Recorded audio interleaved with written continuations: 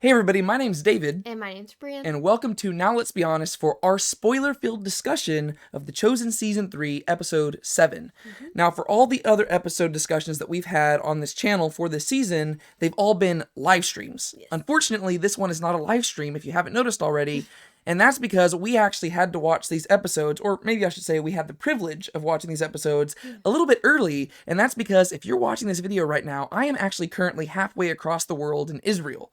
Technically, I don't know where you are at when you're watching this, so maybe I'm actually closer to you now than I was before. I don't know. I don't know where you live, but I'm halfway across the world from where I'm sitting right now, because right now I'm in Houston, Texas. Yeah. And at the time you're watching this, I'll be in Israel. That was a really long, complicated explanation of this. But the way it worked out is that, unfortunately, me, Brandon Robbins, and Brandon Snipe, who all cover the Chosen-related stuff on our respective YouTube channels, we are all going to be on the same exact trip to Israel at the time whenever the final 2 episodes of The Chosen premiere. Which is kind of unfortunate because we all talk about that on our YouTube channel and just kind of worked out to where we're missing like this huge event. Yeah. And so they were kind enough to give us advanced screeners of this, and we were only allowed to watch it one time. And so thus far, Brienne and I have watched episode 7, Yes. and we're sitting down to do this video. And then we're going to go watch episode 8, and then we're going to sit down and do another video. And it's, in other words, it's going to be a really long day for us because we're having to knock this all out of the way before I have to pack up and start getting ready because I leave in a few days to go on this trip. And so there's a lot of stuff going on there, and that's just my long, complicated explanation for why this is not a live stream today. Yeah. So unfortunately, we will not be interacting with you in the comments. I might be able to work it out to where, who knows, maybe Brienne will be watching it whenever it's premiering, and maybe she'll be able to interact with you. But at the same time, I'm not going to ask her to free up her schedule and just like sit aside and like, I don't know how long this video is going to be. We'll see. Maybe she'll be able to say hi to you. If not, that's fine. Feel free to definitely interact with one another in the live chat because that's really the most important thing. And if we get to be there or not, that's cool. Who knows? Maybe I'll be able to be watching it over in Israel at the same time and interact. I don't know. Maybe I don't know what that's going to look like. But before we hop into the spoiler-filled part of this video, I do want to do a very brief spoiler-free discussion, even though I am planning on releasing a spoiler-free discussion of episodes 7 and 8 prior to this. I'll probably release that. If you're watching this, I'll probably already released it about a week ago, because I'm going to film that later on after I've watched both episodes. But for right now, let's actually just talk very briefly, spoiler-free, and then we'll go into our spoiler-filled discussion, walking through it. And once again, feel free to interact with us in the live chat as we go about that. But Brienne, what did you think? And also keep in mind, we have not talked about this at all. Yeah. We literally watched it. We came in here, we sat down, we started filming. I do not know her opinions. She does not know my opinions. We are just doing this unfiltered here. Yeah. Brienne, what are your thoughts on The Chosen Season 3, Episode 7? I really liked it. I thought it was good. There was, I guess you could call them Easter eggs. I don't know. Like there was little hints of stuff here and there that was, that I thought was really cool. Just things between different characters and also like, I don't know, different like historical things, like little nuggets of information. Yeah. That was kind of cool. So I liked it. Yeah, no, there was a lot of historical stuff in there, which was kind of cool. It gets me excited for my Is It Biblical series, which, this is a shameless plug. If you haven't checked that out, that's probably one of the better little series things I've got going on right now in regards to The Chosen. We just walk through everything, talking about what's biblical, what's historical, what's fictional, all that different stuff. So go check that out. Definitely a lot of historical stuff in this. I will say that this episode does feel more like a kind of setup episode. To where a lot of the stuff, like really, it seems like episode 7 is bridging the story from episodes 1 to 6 to episode 8 more than anything else. Whereas like episodes 1 to 6, we talked about episode 6, how it kind of felt like a lot of the story threads were kind of coming to a conclusion of what had been set up in the first, like since episode 1. Yeah. And so episodes 1 through 6 are kind of like one narrative unit, and you can see where they're heading with episode 8. And episode 7 kind of bridges the gap.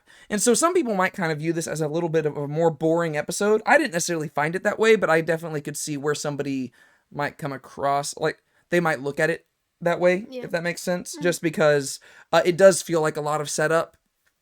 But that being said, there are some other things that are kind of beginning to get resolved in this episode that has been placed there since episode 1. And so that's really cool. We've got a lot of good character moments here, a lot of good interaction stuff. Really, this is one of those episodes, though, since it is so much setup, it's kind of hard to discuss it very much without spoilers. Yeah, because it a lot is, of the stuff that you have to talk about is pretty kind of spoiler-filled. Which, of course, if you're watching this video, hopefully you've already watched the episode, because I don't know why you would be watching this if you haven't done that since it literally says spoilers in the thumbnail. But you know what? To each their own. One thing I will say is that in this episode, I don't know if you caught it, but we actually do have more confirmation in regards to the chronology of the show. Yeah, I got it. Which is something that, for me, Oh no. I hop on, and it's one of those things I just can't get out of my head. And honestly, I think it's just more, I think probably some people in the comments, they think I'm taking this more seriously than I do. To me, I think it's just entertaining. Because to me, I love trying to find stuff that's like inconsistent. Not necessarily because it's like a problem. I just think it's funny because it's something I can do. And so there are some things in here which do clarify things. And there are some things which clarify things, but actually make it more confusing compared to what they've said in previous episodes. We'll talk about that in the spoiler-filled discussion, and we're going to be talking about some of it right off the bat when we hop into it in just a second. But yeah, so I just wanted to let y'all know we're talking chronology again, just because I feel like that's just my thing. It is. There are some biblical moments in this episode as well. I'm trying to think of just what I can talk about without being too spoiler-filled right now. There are some biblical moments, at least one in particular. I'm trying to think if there was more than that. But if anything, a lot of the other stuff is setting up other biblical moments to come, right? Like, so you're getting people arriving in certain locations that they need to be at for certain events to unfold, and also just different groundwork and stuff being laid there, which is really, really cool. And yeah, I don't think this is a spoiler, because nobody's going to know what this means without me, like, unless you've seen the episode, but there's a person named Telemachus in this, which is not a biblical reference at all. But I just read the Iliad and the Odyssey. I haven't read the Odyssey yet right now, but I'm pretty sure, isn't Telemachus the son of Odysseus? Sorry, I'm just gonna like look this up. I don't know. I'm pretty sure Telemachus, is the son of Odysseus. I just thought that was I don't know. Whenever I heard that, I was like, oh, whoa, ha. That's not what this is, because that would be a little bit too late, because I'm pretty sure like the Iliad and Odyssey are supposed to be taking place like way back in like Exodus time period. Yeah. I just thought it was funny because I heard Telemachus. I was like, hey, that's a name that I recently read about in the Iliad. So that was just kind of fun. That's not significant at all in any way whatsoever. I just thought I'd mention it. Fun fact of the day. Yeah, that's the fun fact of the day. Okay, do you want to get into spoiler discussion here? Yeah. All right, let's do it. We're going to walk through it just how we have in the previous episodes. We're just going to walk through it point by point, what happened in this episode. And hopefully I'll remember to put a little spoiler banner at the bottom of the thing here. I can't forget to do that. Right now. Yeah. And we're just going to walk through it point by point, and then we'll wrap it up at the very end, and we'll be good to go. And then when I get back from Israel, you can expect that I will sit down and I will do my episode breakdowns and my Is It Biblical stuff for this episode. Unfortunately, I can't do that right now, though, because I do not have access to like the final version, like the version of the episode that we had. We could only watch it one time, and there was a watermark on it. It would just be Daryl Eves. They would just show up every now and then. And so I can't quite edit that stuff yet because I need access to the actual footage. So I'll get that done whenever we get back from Israel, and that'll be cool. But for right now, let's do our spoiler-filled discussion of The Chosen Season 3, Episode 7. So, the episode opens up, and we get to see the Purim celebration going on, which is really cool. If you are familiar at all with your Old Testament history, the Purim celebration is one of the annual feasts celebrated by Jewish people that was not directly instructed in the law, right? So in the law, you have different celebrations that are being talked about. You know, you have the Feast of Tabernacles, Feast of Booths. Oh, that's the same thing. Passover, Feast of Unleavened Bread, Feast of Trumpets. You have all those different things. You have Yom Kippur, Rosh Hashanah. All those things are mentioned in the law, right? The New Year and all stuff like that. Purim, though, that was not something that actually developed until way later on. That developed in the book of Esther, and many people think that the reason that the book of Esther exists was actually just to explain the story of why Purim exists. Purim nowadays, it wasn't as much back in the first century, but nowadays Purim is basically like a Jewish version of Halloween. Like people will just, I remember the last time I was in Israel, I was having a Sabbath dinner at a local Jewish family's house, and they just told me that Purim was the one time of the year where they could just dress up in costumes and get severely drunk. And I was like, okay. I thought that was kind of funny. But Purim is a celebration that the story behind it is the book of Esther. And so the episode opens up and we have Jairus. It was at Jairus' house, right? Yeah, Jairus is with his family and they're recounting the story of Esther. And every time that Haman is mentioned, all the kids hiss. It's kind of funny because it's very similar to how Aggies, I went to Texas A&M. It's how Aggies respond whenever anybody mentions somebody from University of Texas, UT. We just go, "Sss." But that's what Jewish people do whenever they go through the story. And this is something that they historically do, right? They'll hiss every time Haman is introduced because he's such a bad character. And then we also cut to Zebedee and their family. They're also doing the same thing. Yeah. In many ways, it's kind of a callback to, I think back in like season 1, episode 2, whenever they're all celebrating the Sabbaths, and you're cutting from like Mary Magdalene's house to Nicodemus's house to Matthew walking to go visit his family, because you're just seeing how everybody's celebrating it a little bit differently, but everybody's doing the same thing, right? And so we see that here, where everybody's celebrating Purim, but they're doing it differently, right? Like the kids hiss, and then at Zebedee's house, they all have like the little rattlers, and then Simon is just reacting in a totally different manner. And Simon is there, and he's smashing pots, and he's screaming on the roof of the house, and everybody's just celebrating, though, except for Simon, who just really kind of kills the mood for everybody. So what did you think about this opening scene right off the bat? I thought it was fun. I didn't think about the parallel between that and season 1, so that was kind of cool. I didn't even think of that. I liked whenever they all started singing. It was like, I think it's right after they're all like celebrated and like everyone's like singing in the street and stuff. Yeah. The music's playing. I thought it was fun. It was a cool like intro to an episode. Yeah. And like I said, we have just gotten out of watching this, and I haven't really had time to reflect on it much yet, but I'm sure that there is a reason why they set this episode at Purim. Yeah. Right? Just so you know, Purim is around the March time area, which is consistent because we're setting up the feeding of the 5,000, right? Feeding of the 5,000 is coming in episode 8. It doesn't happen in this episode. Yeah. But we know from the Bible that the feeding of the 5,000 happened shortly before Passover, which Passover is usually at the end of March, beginning of April. Yeah. And so Purim would have been shortly before then, right? Because Purim is usually right in the middle of March. And so it is setting that up, because a lot of one of the main reasons why there's so many people with Jesus at the feeding of the 5,000 is because a lot of them were heading down to Jerusalem for the Passover. And so that is kind of cool. Like, chronologically speaking, it does make sense why they'd be celebrating it right there. But I feel like there's also narrative reasons why they introduced that, right? Kind of like in the Gospel of John. Anytime a feast is specifically mentioned, you know that there's like a theological purpose behind why John mentions it. And if it's not important, then he'll just say, oh, they went to a feast. But every time there's like one specifically name dropped, you're like, ooh, okay, there's significance there. So I'll have to watch the episode a few more times to kind of figure out exactly why I think they made Purim the opening scene to this whole thing. It could just be that they were contrasting Simon's frustration with the celebration everybody else is going through. That's true. And the fact that like the whole thing is that God is delivering his people from oppression with the Purim festival, but then you have all these other people who feel like they're being oppressed in other ways. I don't know. Maybe. I'll have to spend more time thinking on that. But right off the bat, this is one thing that I did want to address. Here's my chronology thing. Like I said, Purim festival is in March. We know that while the disciples were out 2 by 2, Jesus went to Nazareth and he celebrated Rosh Hashanah. That was back in September. So that means 6 months have passed in between. So they were gone for a long time. So I said a whole thing in the last episode about how there was like this one little comment where John said that that Andrew had visited John the Baptist over a month ago. That's kind of a weird comment, because really he should have said like half a year ago. Because apparently they were gone for many, many months, which does make a lot more sense given like how well along Eden seemed with her pregnancy and everything. Because we know that these last few episodes, because I was thinking this as well. This is just me in my head. This is how I watch episodes. I'm trying to make sense of this chronology. I was thinking, okay, well, it's been 6 months from Rosh Hashanah to Purim, so maybe there was a time jump between the last episode and this episode. But then later on in this episode, Mary mentions that she was in Matthew's house yesterday, which means that the events of the last episode and this episode took place 2 days back to back.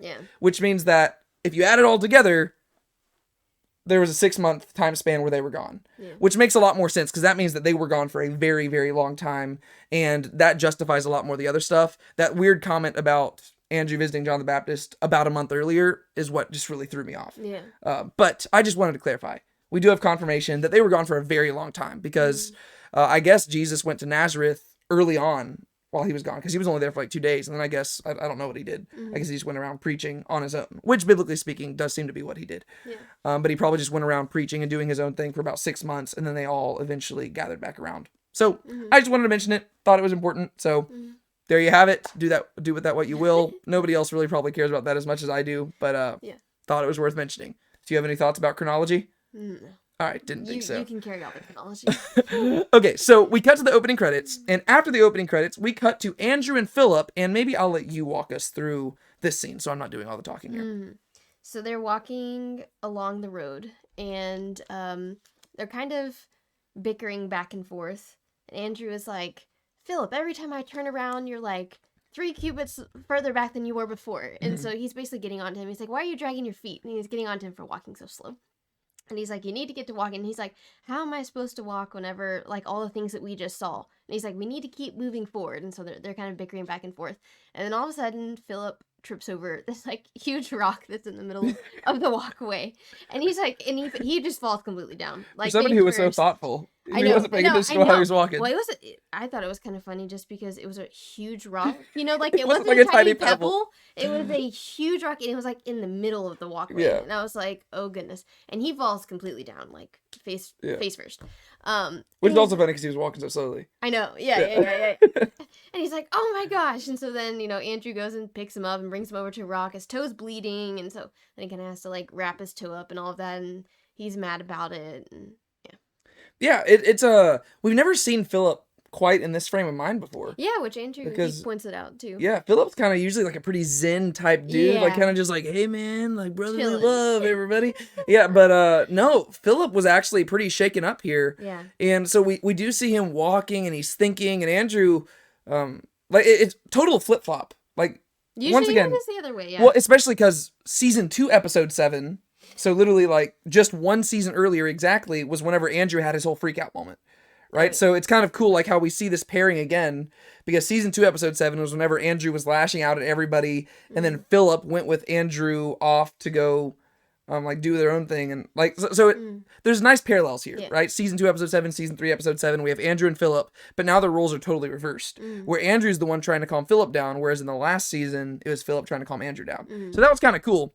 And in both of those scenarios, we have them reacting in very different ways, and for very different reasons, right? So in season 2, Andrew was feeling super anxious, but he was feeling anxious because he was worried about John the Baptist being harmed, right? Yeah. And Philip here is also feeling anxious about people being harmed, but it's because he feels like they brought it upon those people, right? And he feels like they have not done justice to what the Messiah told them to do, right? So he's feeling guilt over not being a good disciple or something like that. Like, that's really what his issue is. Whereas with Andrew, like, his was just like, I really don't even know what the source of his was. It was just I guess, concern for John in general. Yeah. But I think it's really cool how there's like those nice little parallels, right? It's like, like we're revisiting story elements. You can compare and contrast them to learn more about the characters. And now Andrew is doing for Philip what Philip did for Andrew. Yeah. Which is kind of cool. And so, yeah, Philip views the blood and carnage on his toe as a fitting end to their trip. The whole region was, because he says the whole region is being torn apart by them because of all the stuff they did. Yeah. They caused a multinational crisis.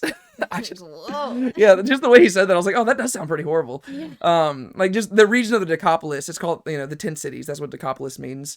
And there were just a bunch of different types of people groups there. And he's like, we caused a multinational crisis. Like, everybody's at each other's throats, and people might die because of what we taught. Yeah. And, like, at first I was kind of thinking Philip was overreacting, but I'm like, that would be a legitimate concern. I mean, at one point they talk about how they were like brawling at the streets. It's like, okay. Well, I think the issue is that we haven't seen it happening. Yeah. And so it's hard to kind of like think from that perspective. Like, you just see like them talking about it. But I'm thinking like, man, if me and like one of my buddies like went to like a local mall and we were like, hey guys, we want to tell you about Jesus. And by the time we left, everybody was at each other's throats, just like, people were like pulling out like sticks and like guns and stuff. I'd be like, oh, this did not go planned. I'd probably be freaking out too, and like I'd be headed home. I was like, oh man, we screwed up. Yeah. So I kind of get it. Like, the issue is that we just haven't seen what's going on in the Decapolis. Right. But now we do see it a little bit at the end. But like with Phil, I was like, dude, just calm down. But then I thought about it. I was like, oh no, that does sound pretty horrible. Yeah. He says that they have failed the Messiah in his words, and Andrew says that he needs a walking stick. Just two totally different perspectives. Like, Philip is genuinely concerned, and I think that's kind of cool. Like, I think that it was cool. Like, he doesn't think that Jesus' message has failed or anything. He views it as his own failure. Which I think is in many ways how many ministers would feel, right? It's kind of like if you preach a sermon and things go poorly, technically it could be your fault, but it's not necessarily your fault, right? Maybe you weren't as wise in how you went about it. Maybe there was something you could have done better, but ultimately people are going to respond how they respond. But still, ministers, I think you feel that extra burden of like, did I fail Jesus? And so I thought that was kind of cool. Yeah.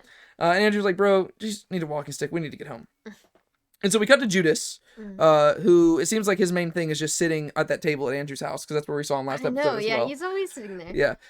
And he was making packages for the homeless people, which I thought was kind of cool, because it seems like a little bit of an allusion to the fact that a few years from now, on the night whenever Judas gets up to leave the table at Passover, the disciples are going to think that he might have been going to give stuff to the homeless and to the poor people, because they're like, because they're setting the precedent that Judas does do that, because that was a common thing. They would give alms to the poor at a lot of different festivals and things like that. And so I think that was kind of a nice little allusion, like, oh yes, Judas might do stuff like that. He's in charge of the treasury. That's probably something he would do. Yeah. So Andrew and Philip, they rush in, they explain their problem. Philip is totally freaking out, and Andrew, he's concerned, but he's holding it back more, so he doesn't seem as concerned as Philip does. Yeah. And then Andrew says that people seem to respond better to stories than teaching, and so they tried telling a story, but he thinks that they might have chosen the wrong story to share. And so they end up sharing the parable about the big banquet. And if you know this parable, basically, like, they summarize it really well. So I thought it was kind of a clever way to where it's not Jesus telling the parable, it's just them recounting the parable play by play. Right. And I guess the idea is that Judas wasn't there whenever Jesus shared this in the past. And the parable is simply about this guy who invites a bunch of people to a banquet, but they all come up with excuses for why they can't go. And so eventually the master sends out an invitation to just the dregs of society and invites everybody else to come. But there's still this leftover room. And eventually you have somebody who tries to sneak their way in, but then the master says, you don't have the right clothing on, get out of here. And so the people didn't respond well to this parable, because basically there's a lot of different ways to interpret this, because that's the nature of parables. And I thought this was interesting. Because Judas says that those are all legitimate excuses. Whenever they're talking about the people who rejected the banquet master, like the owner's offer, right? Because some of them were saying, oh, I need to go do this, I need to do that. And Judas is like, those seem like fair excuses. And Andrew and Philip say that's what the people thought too. Right? They seemed like legitimate excuses.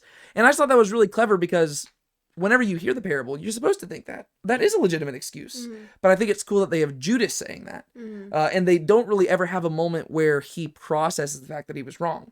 Right? So there always is an excuse to not follow Jesus. Like he's just not fully understanding the parable perfectly. Right? To where it doesn't necessarily cast Judas in a inherently negative sense, but if you're paying close attention, you're like, okay. I think like just little hints like that are kind of cool. It is, yeah. And so then Judas says, wait, you said this to a mixed crowd? He's like, that probably wasn't the smartest thing to do. And he pretty much guesses exactly how the people would have responded. He does, which I thought was pretty shrewd on Judas's part. Because he's like, okay, well, let me guess. This is probably how people interpreted it. He's like, okay. Like 4 different. Yeah, he says, okay, the Jews were probably offended because it sounded like there was an invitation being given to the Gentiles, and you're obviously talking about the kingdom of God, so the Jews aren't going to like that. The Gentiles didn't like it because it seems like they're being called second class. They're the dregs of society. And then you have the first class Jews. They're probably being offended because they feel like they have been rejected, right? These are the ones who snuck their way in, and they feel like they're being rejected by all of this stuff. And then there was the fourth one, and I don't exactly remember. This is where he quoted Isaiah talking about like, I'm doing a new thing. I don't remember exactly what he said here. But just because I was trying to type and take notes and stuff. But this is where he said the people who interpret Isaiah as I'm doing a new thing as something awesome. And he's like, oh, these people probably loved it. And so you could see all the different interpretations. And I thought that was cool how Judas is just like sitting there at the table. They come in there and he's like, well, I can tell you what you did wrong. I mean, like, let me give you the 4 points. Yeah. And I thought that was just pretty funny. And then this is cool. Judas says it isn't time for war yet. They need to be smarter. Because I don't remember exactly what they say in their conversation to lead to that. But he says, like, guys, like, it's not yet time for war. So you see that in Judas's mind, the idea for war hasn't totally been like pushed out of the picture. And to be fair, like, that's not just Judas. That's going to be all the disciples. Like, all the disciples still think that ultimately that is where this is inevitably going. Right. Right? They're beginning to understand that Jesus is doing things in a different way, but I don't think any of them have fully come to understand the idea that a war is not the inevitable result. Like, they probably all still think that at some point Jesus is going to change tactics, tell everybody to gather their stuff together and, like, go to war. Right. But I thought it was cool that they had Judas saying that. He says, guys, we need to be smarter. So you have, like in many ways, it's kind of like almost deceptive, which it's not, right? It's being shrewd, right? You need to be clever about your tactics. But coming from Judas, it hits a little bit differently, right? It's like, hey, guys, we have ulterior motives and we can't let people know yet. And so we need to be very shrewd about it. And it's like, it's kind of, it's not enough to be outright sketchy, but because we know where Judas's story is heading. It's like seeds that are planted. Yeah. So we're like, if you didn't know Judas's story, this wouldn't be a red flag or a warning sign at all. But since we know where Judas is heading, it's like, that's clever writing. Right. I thought that was kind of cool. And then Nathaniel barges in, and he's all happy, and he's celebrating the feast and everything. That happens multiple times this episode. Yeah. Nathaniel, in this episode, it was confirmed to me, he does not know how to read a room in any way whatsoever. It does. Which is kind of his character trait. Yeah. But it's kind of funny. Yeah. Nathaniel barges in all happy. Whenever they say they've got a problem, he's just like, just take it to Jesus. And Judas is like, that's exactly what I've been trying to tell them. And Nathaniel says that Philip is like this twice a year. I thought that was funny because Judas is like, is he like this often? And Nathaniel and Philip, they go way back, right? They were friends. And he's like, he gets like this twice a year. yeah. I just thought that was kind of funny. So what did you think about that whole scene altogether? I thought it was cool. I like that Judas had more time to like talk, especially whenever it was having to do with not overtly biblical stuff, but stuff that will like make its way into the show later on, just getting to see like his perspective and stuff. Just because I feel like he's been in the show a good amount, but him having his own time to kind of like say his perspective, I think is good. Yeah, he hasn't had much of a storyline. Yeah. Like his own storyline. Like hasn't been fleshed out yet. Yeah, he's been like a supporting character in a bunch of other people's storylines in this season. Whereas like the biggest storyline he had was actually from the finale of last season's episode, right? Last season's finale. That's what I was gonna go. The finale. I don't know what I'm saying. Okay, sorry. Yes, the finale from last season. That was his biggest storyline so far. But yeah, I thought it was kind of cool because you actually get to see him interacting with Jesus' teachings on a more fundamental level, and you get to see how he's interpreting them, which I think is just kind of cool, because it just, once again, if you don't know Judas is in character, like if you don't know where his story is heading, this stuff is just, it's like any of the other apostles. But with Judas, we know where his story is heading, so every time he speaks up, they've got to be kind of careful with the writing, because it's got to be kind of consistent with that, right? Like to where there's got to be something that he's slightly missing, which is also true for all the other ones.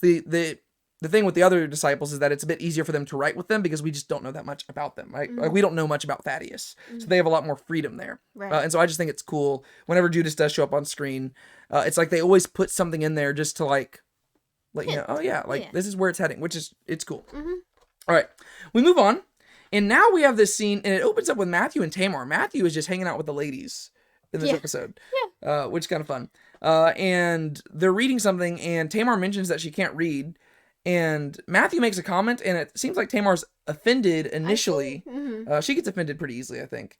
But then it seems like she calms down because Matthew, I think she realizes that Matthew didn't mean it in an offensive way. Yeah. Because then he immediately says, you could learn how to read.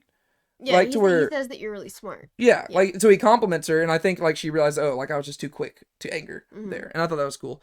And then Thomas arrives, and I want to get your perspective on the thing with Thomas here. But he arrives, and basically a bunch of other people start arriving at the same time. And Thomas, over and over again, this is probably really awkward for him. This is a super awkward scenario. He comes in, and person after person is asking him, how did it go with Rama? Because obviously that's what everybody wants to know about. Yeah. And he says that her dad didn't say no, and that Rama stayed behind to work on Kaphni, which is the dad. He says that the dad doesn't believe in Thomas, and he didn't say no, he just didn't say yes. Yeah. What do you think about that plot development there? Because Thomas and Rama have been gone since really, episode 2? Beginning, yeah. So they've been gone for most of the season. What do you think about that whole plot development?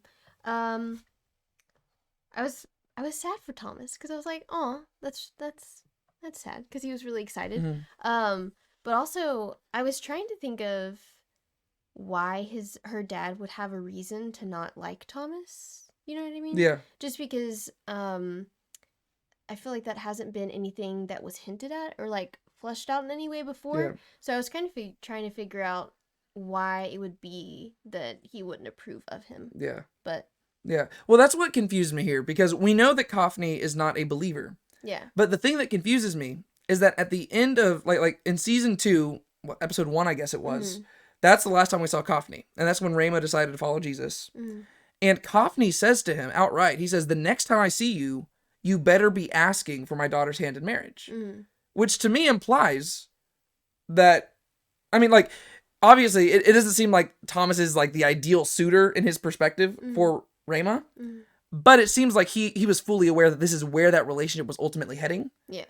And so to me, it seemed like that was him already being like, yes, like, you have my approval without me. yeah, to where like he was kind of saying like, I might not like it, but you're going to get my approval. Like, you better show up. And it seemed like the implication was like, you better come ask me for my blessing, because if my daughter is going with y'all, you better have your intentions to marry her. Like, it seemed like almost like that's what he was going for. Yeah. Where it was like, you need to take care of her. Like, she is your responsibility now. Next time you see me, you better come ask her. Like, so it's just kind of weird to me. Like, I didn't see this going in a negative way. Like, maybe Kaphne went home and just like rethought things and didn't, I don't know. Yeah. But it seemed to me like that was the implications there. So I'm not totally sure where the flip. Yeah. Like, yeah, where it flipped. Cause it would make sense to me if it was just the Jesus thing. Like, as Jesus's like popularity spread and controversy rose, maybe Kaphne became more opposed to the Jesus thing. Maybe. But Thomas specifically said it wasn't necessarily about the Jesus thing. It was more like, he said he doesn't believe in me. Because people say, oh, because he says he doesn't believe. And they say, in Jesus, he says, well, in me. And so I was like, okay. Like, that was just kind of confusing to me. Yeah. Because I was like, oh, like, okay.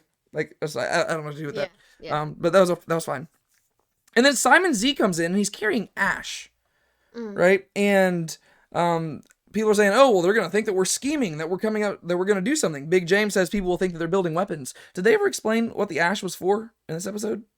I thought it was something for the women. Like, they were making something because... Oh, for like the olives and stuff? Yeah, because Tamar goes and she scoops stuff out of it later. Oh, okay. Yeah, I don't know what specifically they're making. I remember them... It was something in the last episode. They had like all the different things. Are like, you do like a little bit of water and a little bit of oil and some of like fennel or something like that. And it was to improve the soil. That's what they did in the last episode. That's what I think it's for. Okay. There's part ash, and Tamar goes and scoops it at the end of the scene. Okay, so that makes more sense, because I was trying to figure that out, because I was like, what was that about? Because he was like carrying it in. So I guess it was following through the stuff, because in the last episode she had asked like Zebedee, hey, can you like get the guys to go do this stuff? And he's like, I don't know if I have that authority. Yeah.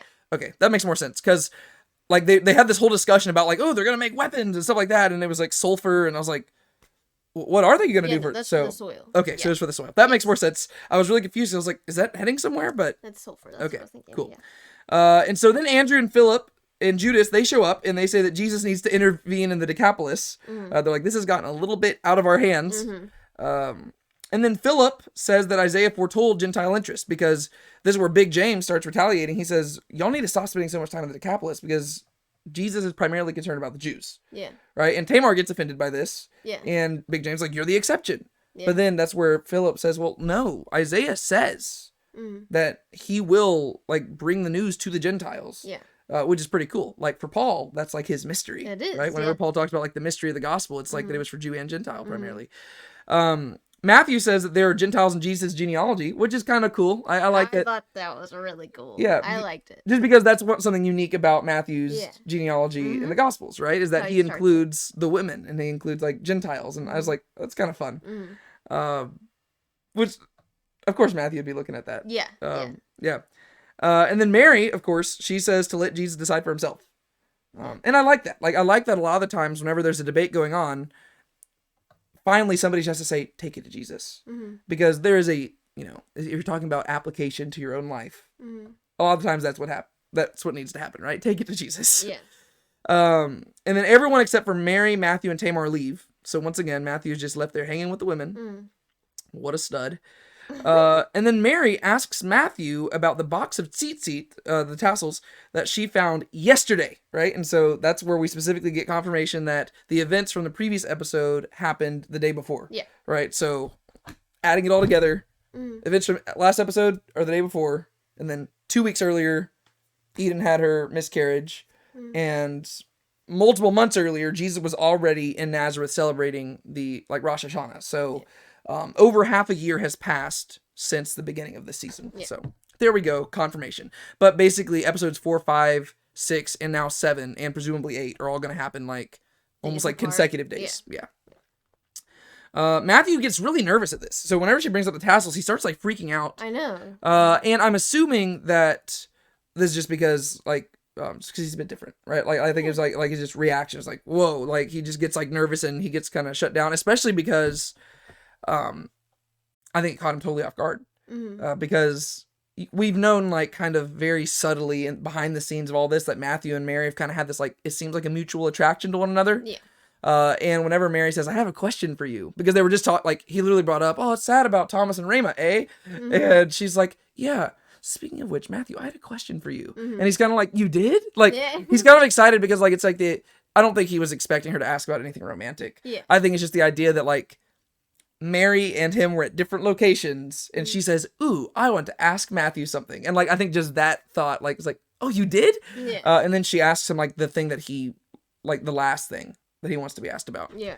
And she asks about the tassels, and he just gets nervous and tells her to back off. And he says hey, you can stay in my house, but stop going through my stuff. It's oh, and he walks off. yikes. Yeah. What's interesting is that there's this scene from the trailer for the season that shows Matthew sitting on his bed, crying. And a lot of people thought it was going to be the story with the tzitzit here, but we never saw that in this episode. So I'm assuming it's from episode 8. I guess so. But I don't know, man. Matthew's gonna have to go through it. I don't know what's gonna happen in episode 8 that's gonna leave him crying. But because if anything, I thought it was gonna be here because he cries a lot in this episode. But yeah. Okay. Then we cut to a pretty brief scene with Shmuel. He's interviewing a rabbi who identifies Jesus, and for a while you're assuming it's the same Jesus. Yeah. Right? Because he's oh yeah, Shmuel's okay, well... He's where is he from? And he's I didn't ask. Yeah, didn't ask. Okay, well, who's his dad? Oh, I didn't ask that either. Yeah. And then he says, well, this guy said that he's going to build an army down the Negev. And then this is where Shmuel's all right, you can get out of here. Because he realizes that they're talking about different people. Yeah. Right? He says, Jesus is a common name. And if you don't have more information, I can't actually write a formal inquiry. Yeah. And basically what happened is that there was another Jesus dude who defrauded this guy. Yeah. And you know what I think would be interesting? I think this might just be a little, Easter egg. I don't know. Jesus Barabbas. Oh, Right? Because yeah. Barabbas, according to one of the Gospels, and sometimes most Gospels just put it in a footnote, but some of the earliest manuscripts, Barabbas' name was also Jesus. Right? Because Jesus was a super common name. Barabbas was a person, he was basically what people thought the Messiah was going to be. Right? And I'm not saying that that's who this guy is. I just think that'd be cool. That would be. I mean, I'm not expecting them to take this storyline anywhere. It just seemed like it was a small little thing. Yeah. But I wouldn't be surprised if later on, they do have Jesus Barabbas, and I don't know. I think it's kind of cool, little Easter egg. Oh, there's a guy named Jesus who is forming an army and is getting people confused. Yeah. Right. Yeah. Which you could see that coming into conflict with Jesus of Nazareth, because now people have conflicting reports. There's 2 different Jesuses. Yeah. Going around doing different people. stuff. Yeah. And so I'll be interested to see where they head with that. But then Shmuel dismisses the guy because he's I can't make a formal inquiry if you don't know anything about this guy. And I'm sorry you got defrauded by 50 shekels or something? Yeah. Or 50 denarii. But he's he even told him, I liked the part where he was so you didn't know anything about this guy and you gave him money. And he was well? Well? Well, it sounded he good. Shrugged his shoulders. He's oh, well, I mean. And I think it's kind of funny that he just openly admits to helping a kind of treasonous zealot I know, out. yeah. But he's not surrounded by Romans. He's just talking to Shmuel. He's hey, we both want the same thing. And he says, if I wasn't so old, I'd go join that army, but all I had was money to give. But apparently this Jesus guy didn't end up doing anything with it because the guy got defrauded and he felt cheated. And then we go outside the temple, and really both of these 2 scenes are just very quick and they don't really go anywhere in this episode. But we're outside the temple and people are preparing for the Purim feast. And we have a Pharisee pointing out a blemish on a lamb, which to me, this is very similar to a scene that we see in the Shepherd, right? The very first thing that The Chosen ever released, the Christmas special, where you have the shepherd walking around and you have a person examining the sheep and pointing out a blemish. Yeah. But then we have Atticus showing up. Bum, bum, bum. And the Pharisee's really upset because it's a Roman and he's in a place where Romans are not supposed to be at. Yeah. And he threatens him for being there and eating its stuff. Mm-hmm. And then Atticus starts asking the guy about their policy on rogue preachers and who you would go talk to if you wanted to talk about something like that. Yeah. And the Pharisee says, what reason do I have to listen to you? And then this is where Atticus, just being Atticus, he gets ready to expectorate, like he's getting ready to spit. And then the guy's like, oh, never mind, go talk to Yanni. Yeah. Because like it's just so clever. Like Atticus is just so good at reading a room, right? He is. Nathaniel's terrible at reading a room. Atticus is great at it. He is really good because these guys are like, you've got a Roman here and a Jew here, and they're both trying to like flex like their authority on one another. Yeah. But when it comes down to it, the Roman's the one in charge, Mm-hmm. right? The Jew's like, oh, you don't have any authority here. But literally, if this guy spits on the ground, I mean, your place is ritually unclean according to your customs. And so, like, the dude has the authority, right? He's going to mess everything up for you. And he's like, dang it. Yeah. Lost that one. Like, I can guarantee you, this poor rabbi dude, he went home and, like, his wife's like, why you look so down? He's like, I don't want to talk about it. He's like, probably went to bed and just cried himself to sleep. That's funny. All right, you want to describe the next scene for us? Oh yeah. I love this scene. Okay. This was my favorite scene. Well, out of two favorite scenes. Yes. Most of them have to do with Simon and Gaius, but I agree. this I'm really was liking. so good. I'm really liking the Simon and Gaius stuff. Yeah. In this episode. Yeah. So it cuts to Simon, and he is roaming through. He's wandering through a Roman quarter. And every time like he passes by someone, the people are kind of like looking at him weird. It's like who is this? And then there's a Roman soldier that walks up and he's like, what are you doing in the Roman quarter? Like, how did you get past the other people that are at the gate? Like, how did you get into here?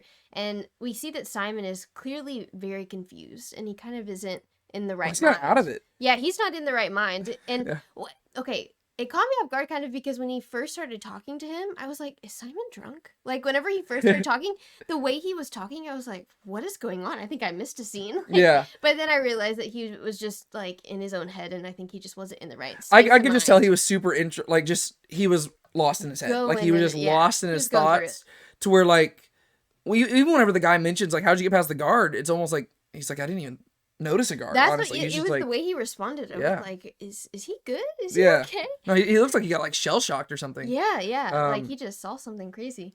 And so perfect timing. Gaius walks up behind the Roman soldier and he's like, hey, what's going on? And he was like, this Jew just walked in through the gate. And he's like, oh, I'll take care of it. He's like, are you sure? He's like, yeah, you go back to the gate and just, make sure everyone's okay and I'll take care of this. And he takes Simon into his own house. And we know that Gaius is kind of like on the fence. And so every time that there's an interaction between like him and Jesus or him and one of the disciples, you always are like, ooh, what's going to happen? Yeah. Like, which way are you going to be this time? And so they went inside the house and you're wondering, okay, how's this going to go? Is like Gaius going to like get on to him really bad? Or is he going to like help him out? Or what's going to happen? And so they walk in and he's like, what are you doing here? And so then his wife comes in and then his son comes in. And then we get further hints about his other son who's sick. Yeah. And so he ends up giving Simon a cloak and he sneaks him out through the back way. And then they have another talk. Yeah. That we can talk about in more detail later. Yeah, but there's so much good just in this first scene right here. Like, so Gaius asks him what possessed him to even enter here. And once again, it's just kind of cool because it's almost like Simon's shell-shocked and he was just wandering around. He says that it was the last place he could think of that could distract him. Yeah.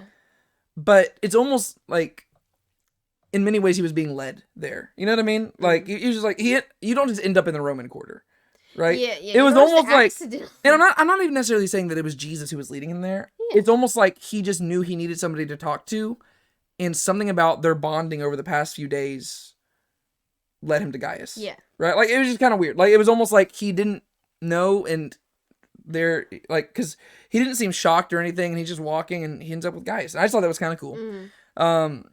And then that's whenever you have Gaius' family entering, and the wife, whose name is Olivia, she asks if Simon is the doctor. Yeah. And I love that even right here, I think Simon flashes a little bit of a smile. Yeah. Because he's shocked, but this little interaction here makes him realize that Gaius has so much more going on in his head that, like, so, he like, expected, yeah. once again, beautiful writing, because you have the contrast, right? You have Simon, who literally is so in his head that everybody can tell something's wrong with him. Mm. Gaius has so much going on, but nobody really noticed. Yeah. Other than Atticus. Atticus is the one person who's really noticed that something's going on in Gaius's head. And that was really, that was like episode 2 of the season.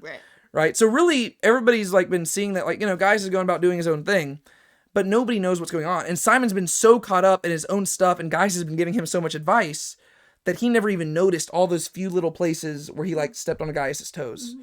And then he gets right here, and the wife asks, like, oh, is that the doctor? Mm-hmm. And Simon immediately knows who they're talking about. Yeah. Right? He knows that they're not talking about just a physical doctor. They're like, it's Jesus, right? And it's interesting because that's, of course, how Gaius would describe Jesus, right? He wouldn't describe him as a rabbi or something like that. Right, yeah, because he's not a Jew. Well, yeah, and that would send off red flags. Mm-hmm. No, the Jews have a doctor who could heal the son, right? Like, I thought that was really cool. Yeah. Right? So Gaius says there might be a Jewish doctor who could help, and Simon knows exactly who they're talking about here. And then the little son, the other son, Marius, he explains that the other son is sick, and they said the son's name, I just didn't pick up on what it was. And then this is where Gaius has Simon given a cloak, and when Olivia's afraid to hand it to him, I love that. It's just little comments like this that make Gaius one of my favorite characters in the show. Gaius says that Jewishness isn't contagious. Yeah. Right? Because you just see how much he's grown. Right? Like, through his interactions with Matthew and then through his interactions with Simon, like, he's just like, it's not contagious. Whereas Quintus or somebody like that, they would definitely think Jewishness is contagious. Yeah. But he's like, Olivia, like, it's fine. Yeah. Just give him the cloak. And then, this is where on the way out, Simon sees the sick son laying there. Chronologically speaking, this is where I'm going to have some issues again, because it is bright daylight outside. Okay, yeah, that confused me too. It's bright daylight outside whenever he sees the sun, and then they walk outside, and then, like, we pick up with him later, and it's nighttime. I'm like, pitch black. What have they been doing this whole time? Like, did it just, like, lights just went out? I don't know. It was a really long back way. Yes. Like, the trail to get it was just, it doubled the time. And they just didn't talk. And they just didn't talk for a long time. Yeah. But we cut to nighttime, and honestly, it's not a big deal. The main reason they probably do this is just so that you get an essence of how much time is passing, and also because a lot of scenes are just, they look prettier at nighttime. That's true, the lighting and stuff. And because we're about to have a flashback scene, and it's easier to demonstrate that a flashback is taking place if you have one thing taking place at night and then day. Yeah, so I know why they moved it to nighttime. I just wanted to point it out because that's what I do. I'm here to criticize. I'm kidding. That's not why I'm here. But so that night, Matthew actually comes by to apologize to Mary Magdalene. She says that she's sorry. He says, no, I'm the one who needs to apologize. She notices that his feet are muddy. And I love that how he described this. He says, I noticed that Jesus goes to lonely places sometimes, and so I thought I'd do the same. Yeah. And I just thought it was kind of fun. It sounded like a little kid saying, like, I see my dad doing this. I thought I'd try it out too. Which is, that's what a disciple should do, right? But I just love that he called it a lonely place. Like, because that's kind of how the Bible describes it. Like, it's like he'd go off to a desolate place. Yeah. But using the word lonely, it just sounds like a little child. Like, that's a lonely place. All right, I'll go do it too. But then, like, of course, he just goes out there and he's not used to exploring on his own. Matthew's, prim and proper. He's never, like, gone anywhere, like, all nitty. Like, he's not a guy who just, like, goes and, like, going out in the wilderness. Exactly.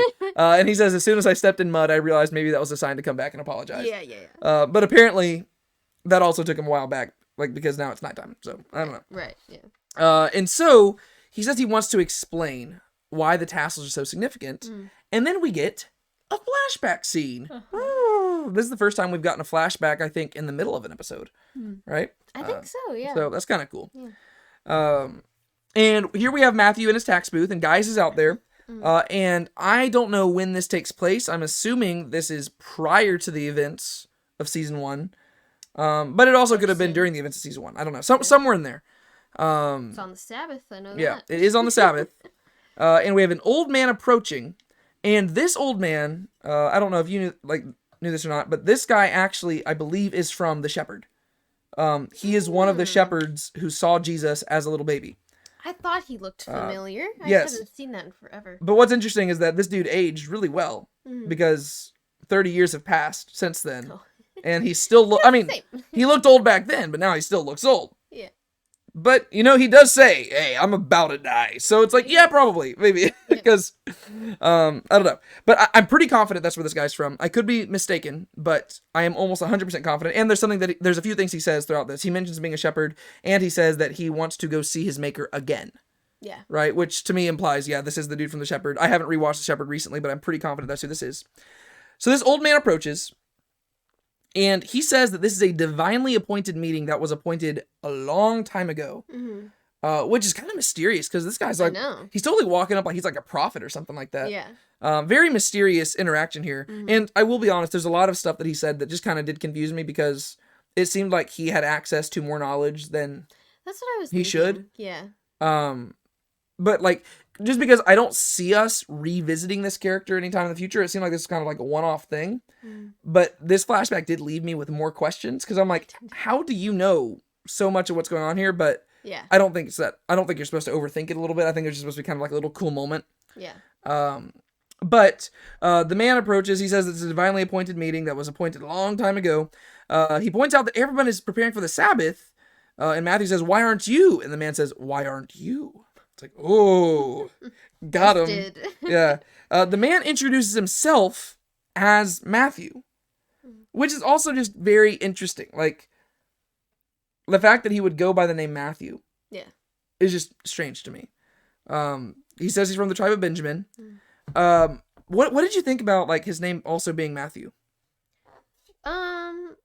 I mean, I thought it was odd that you would happen to be talking to the disciple whose name is Matthew and your name is Matthew also. I didn't know if they were trying to, like, draw a parallel between them two because, like, the seed was handed from one to the other, and then Mary talks about how, oh, Matthew, he wanted to, like, give you his faith. Like, I don't know if that was supposed to be, like, this, like, transfer type thing, but I was like, what are the odds that this random person would also be named Matthew? Well, yeah, because like, it's kind of weird. It's very obviously an intentional choice for them to do that, right? Because they could have given him any other name, but he says that his name is Matthew and he's of the tribe of Benjamin. And part of me was thinking, and they didn't explain it in this episode, but like I said, it doesn't seem like something we're going to go back to. And I don't know, we could watch episode 8 and they might explain it all then, or they might explain it in future seasons. I have no idea. It didn't seem like a scene we're going to revisit. So it seems like we're supposed to know everything from here. But I remember, and this is only because I've read like part of the Chosen Season 1 novel, I remember it mentions that Matthew's original name, according to the Chosen, was Levi, and he changed his name to Matthew so that his family doesn't have to suffer as much of the shame. Oh. Right? They haven't explained that in the TV show. Right? And that's mainly just to explain the discrepancy that people see between, the different Gospels. One says that there was a tax collector named Matthew. One says tax collector named Levi. So they say, oh, well, maybe his name was Levi, but he changed it to Matthew in order to, save, so that's how they explain it. Currently, my headcanon is that his name was Levi until he met this guy. And then whenever he wanted to change his name, for some reason, out of respect to this guy, he changed his name to Matthew. Oh, yeah. I don't know what this was, but to me, it just seemed kind of weird. I was like, there was a very intentional choice of why they made his name Matthew as well. Right? Because he goes out of his way to say it. Yeah. And Matthew was not a common name back then. Right. And so, like, other names were. It was just, I don't know. I just thought that was interesting. And I was wanting to see if you had any thoughts on that. But it was kind of interesting. And then he begins quizzing Matthew on Genesis. And Matthew is familiar enough with it, right? Like, there's certain things that Matthew understands. Where he says, I thought Joseph was the favored. And this guy, he's just... he comes across kind of like a crazy old guy a little bit. He does. But also, once again, he gives me that prophet vibe. Because a lot of the stuff he's saying, like, he feels like he has a lot of importance to the words he's saying. I know, yeah. What were you going to say? Oh, I was going to say, he just seems like he's been roaming around in the desert for a while, and he's, like, come up with, like, this own thing in his head, and then he comes back, and, like, Matthew's the first person he could share it with. Yeah, well, he seemed like he ate some weird locust or honey while he was out there or something, Yeah. Because they're, like... He's really just, like, I think a lot of what he's saying is just to give, like, information to the audience, like for us watching it. Yeah. Because a lot of people, a lot of people haven't studied the Old Testament very well. And so he's, like, going on and on about, like, Benjamin. His name wasn't originally Benjamin. It was Ben-Ami, son of my sorrow. But then Jacob changed it to son of my right hand whenever his wife Rachel died. And, like, so he's going on and on about this. But the way he's talking about it, like, it's very long and drawn out. And I think it also is probably, so it has the intended effect on Matthew, where Matthew's like, what the heck is up with this guy? Yeah. Because Matthew's also aware, like, this dude is different. And if he is the shepherd from the shepherd, like he's not the main shepherd. I think he was like one of the side shepherds, right? Because the main shepherd was like a younger dude. Maybe the younger dude grew up, time traveled backward. I'm kidding. I'm kidding. I believe he was one of the other shepherds, but I don't know. It's just I think the idea is that he saw the Messiah as a baby, and ever since then his life has been different. And so I think that's supposed to like explain his kind of odd character. Like he's like, I saw him. Yeah. You know. Yeah. It was just a very interesting creative choice for me. Like just watching it, I was like, oh, interesting. And so the guy's quizzing him on Genesis and stuff like that. Matthew says that the man has the highest debt and tax liability in Capernaum, and Matthew starts freaking out. He's like, you're dude, in trouble. He's like, oh my gosh, like, how have I never noticed this? This is horrible. Like, what have you done? And the old man says that he bought the debt of all his children and family and put it under his name. And Matthew says that he's impressed. He's like, this is honestly, I'm impressed by what you've accomplished here. Yeah. And the old man says that he has seen all he needs to see and is ready to meet his maker again. Yeah. Right? Yeah. Which, once again, is an allusion back to him seeing Jesus. Right? He saw Jesus, in the stable. And he says, I'm ready to see my maker again. Because he recognized that he has seen God. Like that little baby was not just a baby. Yeah. That's the implications. That's what he's saying there. Thought it was a kind of cool little thing. And this is where the old man goes and he recounts Benjamin's name change. Right? He talks about, Benjamin's name wasn't always Benjamin. It was Ben-Ami. And there's got to be something there. There's got to be a reason why they had him linger on that. Yeah. I just wasn't picking up on it. Yeah. I'm not trying, I just don't fully get what they were going for. I think maybe, it makes sense to me if this explains why Levi changed his name to Matthew. Yeah. They just never explained it in this episode. Yeah. And once again, you know what? We could get to the next episode, and maybe that's why Matthew's crying. Because you know what? Maybe, that'd be kind of cool. What if he changed his name back to Levi? Oh.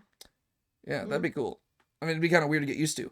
But, I don't know. They could be doing different stuff like that. I don't know. So, I haven't seen episode 8. They might explain it all there. But maybe that's why, he changed his name to Matthew for this guy, and then the guy explains, name changes and stuff. And he's like, I'll go back to Levi. Or maybe he's going to confess to Mary, my name's not Matthew, it's Levi. Yeah. I don't know. I don't know what he's going to do. Yeah. It just seemed very weird to me, because I was like, why are we lingering on this? One thing, because he was emphasizing it so much. He's like, being of the tribe of Benjamin is the last thing I have to be proud of. And I'm like, well, you kind of saved your whole family. This sounds like a pretty awesome thing to be proud of. And you saw your savior. But he's like, no, tribe of Benjamin. It's like, there were just things that they're focusing on. I was like, what is the importance of this? So maybe they will explain it. I don't know. But let's see. Matthew says that the old man will be arrested. He's like, hey, dude, I don't, he's just not picking up on this stuff. He's like, this is just a weird encounter. Yeah. Because the guy also was, super excited to, be there without there being a line. He's like, maybe I just wanted to talk to you. And I'm like, so that, this guy seems to have, information that, no one else has. Maybe we are going to revisit this guy. I don't know. The more I'm talking about this, there were so many seeds planted. I don't know. We'll know in a little bit because we're going to go watch episode 8. But... So Matthew, he says he's impressed, but he says the dude's going to be arrested. The man says they won't be able to arrest his children. And I was wondering, is that how that works? Can you just do that? I mean, I don't think you can do that nowadays. Oh, right? Just take the debt of other people? Well, yeah, it's hey, I'm about it. I want my child to be arrested, so, I'll be arrested. Well, yeah, it's hey, I'm dying of stage 4 cancer. Give all your debt to me, and then you'll be free. I'm like, it doesn't work that way, right? No, I don't think so. I mean, maybe it did back then. I don't know, but I was like, it's kind of a sloppy system, if so. Yeah. Because that's just an easy way to rip people off. It's hey, hey, Dad, I know that you're about to die, but here, can you just sign this contract for me? Thank you. All right, guys, we're good. It's that was interesting. And then this is where Matthew says, I thought that your people didn't like human sacrifice. And he says, it's not human sacrifice. It's symbolic self-sacrifice. And I felt a little bit on the nose because it was the idea of, I think it's an allusion to Jesus dying, right? It's it's not human sacrifice, it's symbolic self-sacrifice. Jesus sacrificed himself, and it's a symbol of what we also, Yeah. So this is where he mentions being a shepherd, right? This this whole conversation was just kind of like It kind of goes everywhere. in many ways, it felt like a fever dream to me. Like Terrell was like, "What's happening right now?" No, But that's where I felt like whenever he was talking, I was like, I think this dude has had a few fever dreams. And then he's getting all this information from, like, he really seems like he was, like, out in the desert, and it was really hot out there, and he hadn't had some water in a while, and he had some fever dreams, and then he came back, and he was like, well, let me go tell someone. And then he, like, sees Matthew, and he's like, there's no line. I can go talk to him. to be fair, if I was ever laying in a field one day and then a host of angels popped up and started singing to me, I'd probably be pretty different afterwards too. Oh, yeah. I'd be like, oh, yeah. That changed. but did you know that Benjamin's name was changed? Like she's like eye twitching. I don't know. Then this is where the old man gives him his most valuable possession, tassels. And he says they date back to the first exile. It's like, whoa. So this is also another thing.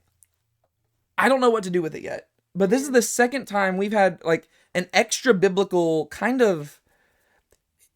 I don't want to say it totally makes me uncomfortable, but like it's almost an icon that has been introduced into the story. And I think it's supposed to just testify to the history of the people, right? Because back in episode 3, we had Jesus' dad giving him the bit and the bridle. Oh, yes. That dated back to the time of the Exodus. And now we have tassels from the time of the exile. And I'm trying to figure out what the significance of this is. Yeah. Because, like, first off, you're going to have a tough time convincing me that those things actually survived the test of time. Just like fabric. Like, unless you just kept them in, like, the most desert region possible, which a lot of Judea is. But, like, that stuff, I mean, a big point of the Christian message is that human possessions fade away. And so you're saying, like, I mean, the bit and the bridle, I mean, it's like thousands of years. Unless that thing was, like, packed under dirt, I don't know how that would have survived, like, being passed from one person to another. And then also, like, these tassels, how'd they not come unraveled? Like, they had to be treating these with care, and then Matthew just, like, threw them in his, like, thing. Yeah. Were you gonna say something? Oh, I was saying, well, especially if you're using the tassels. You know what I mean? Like, oh, yeah. If they're being used, then you're going to have more wear and tear, and they're going to last for a shorter amount of time. Well, yeah, because presumably they'd been used consistently until Matthew. And right, so that's been, like, 500 years. Yeah, These are some durable tassels, if you ask me. Yeah. I mean, like, I've got clothes that I wear, like, for a month, and it's like, oh, they're already falling apart. There's a hole. Especially because, like, tassels, they're, like, weaved together and stuff. And I've got some of those. And it's thin. Yeah. I mean, I've got literally tassels that look exactly like this. I think they're already starting to fall apart. And I just bought them for Halloween last year. I don't know. It's wild. But so this thing, like, it dates back to the first exile. And I was saying, like, the reason it might make me kind of uncomfortable is because it is very similar to how Catholicism sometimes treats icons with the idea of, oh, look, we have discovered the finger of John the Baptist. We're going to encase it in gold and hold on to it forever. I don't necessarily put that level of, like, prestige on something. Like, I think those things are cool, like, historically speaking. But it doesn't have any special meaning to me, like, personally. You know what I mean? Like, I think those are cool from a historical perspective. It's like, I love going to museums and being like, wow, like, this is a statue that dates back to, like, ancient Egypt. That's really cool. But, like, personally, like, if somebody gave it to me, I'm like, oh, this is awesome. But there's not, like, an inherent spiritual quality to it. And to be fair, Mary talks about that later on. So she does clarify that. It's just weird to me that that's like a theme that we've had twice in this season that we haven't seen prior. Like, it's just like, oh, here's this ancient artifact that dates back to this time period. We've passed it down and now I'm passing it on to you. It's like, it's just kind of, I don't know what to do with that. It's just weird. And we also had the storyline with Tamar and Mary and, like, Tamar's stuff too. Oh, yeah. With that being, like, that was more focused on the fact that it was like, more animism, like, idolatries type stuff. And so it was from a different perspective, but the same situation going on, kind of. Well, because both of them are talking about how it's tied to their people's history. Yeah. And the issue is that you just don't want to put an undue spiritual significance onto the thing. Like Tamar was, whereas for them, Mary clarifies that this dude wasn't doing that because he was talking about the faith. Yeah. But I don't know. It's just like, I just noticed these things. I'm like, what? Like, it's definitely a creative choice that's being introduced. I'm just curious as to what the creative choice was. You know what I mean? Like, I think part of it was to explain the history of the people, just to testify to where they came from. The only issue is that he didn't really explain much about the exile in this scene. You know, he just says it dates back to the first exile, and they really didn't talk a lot about it. I guess it could kind of tie into the Purim thing, because the story of Esther takes place shortly after the people were in exile. Technically, I think it takes place after a lot of them returned. Esther's just some of the ones that didn't return.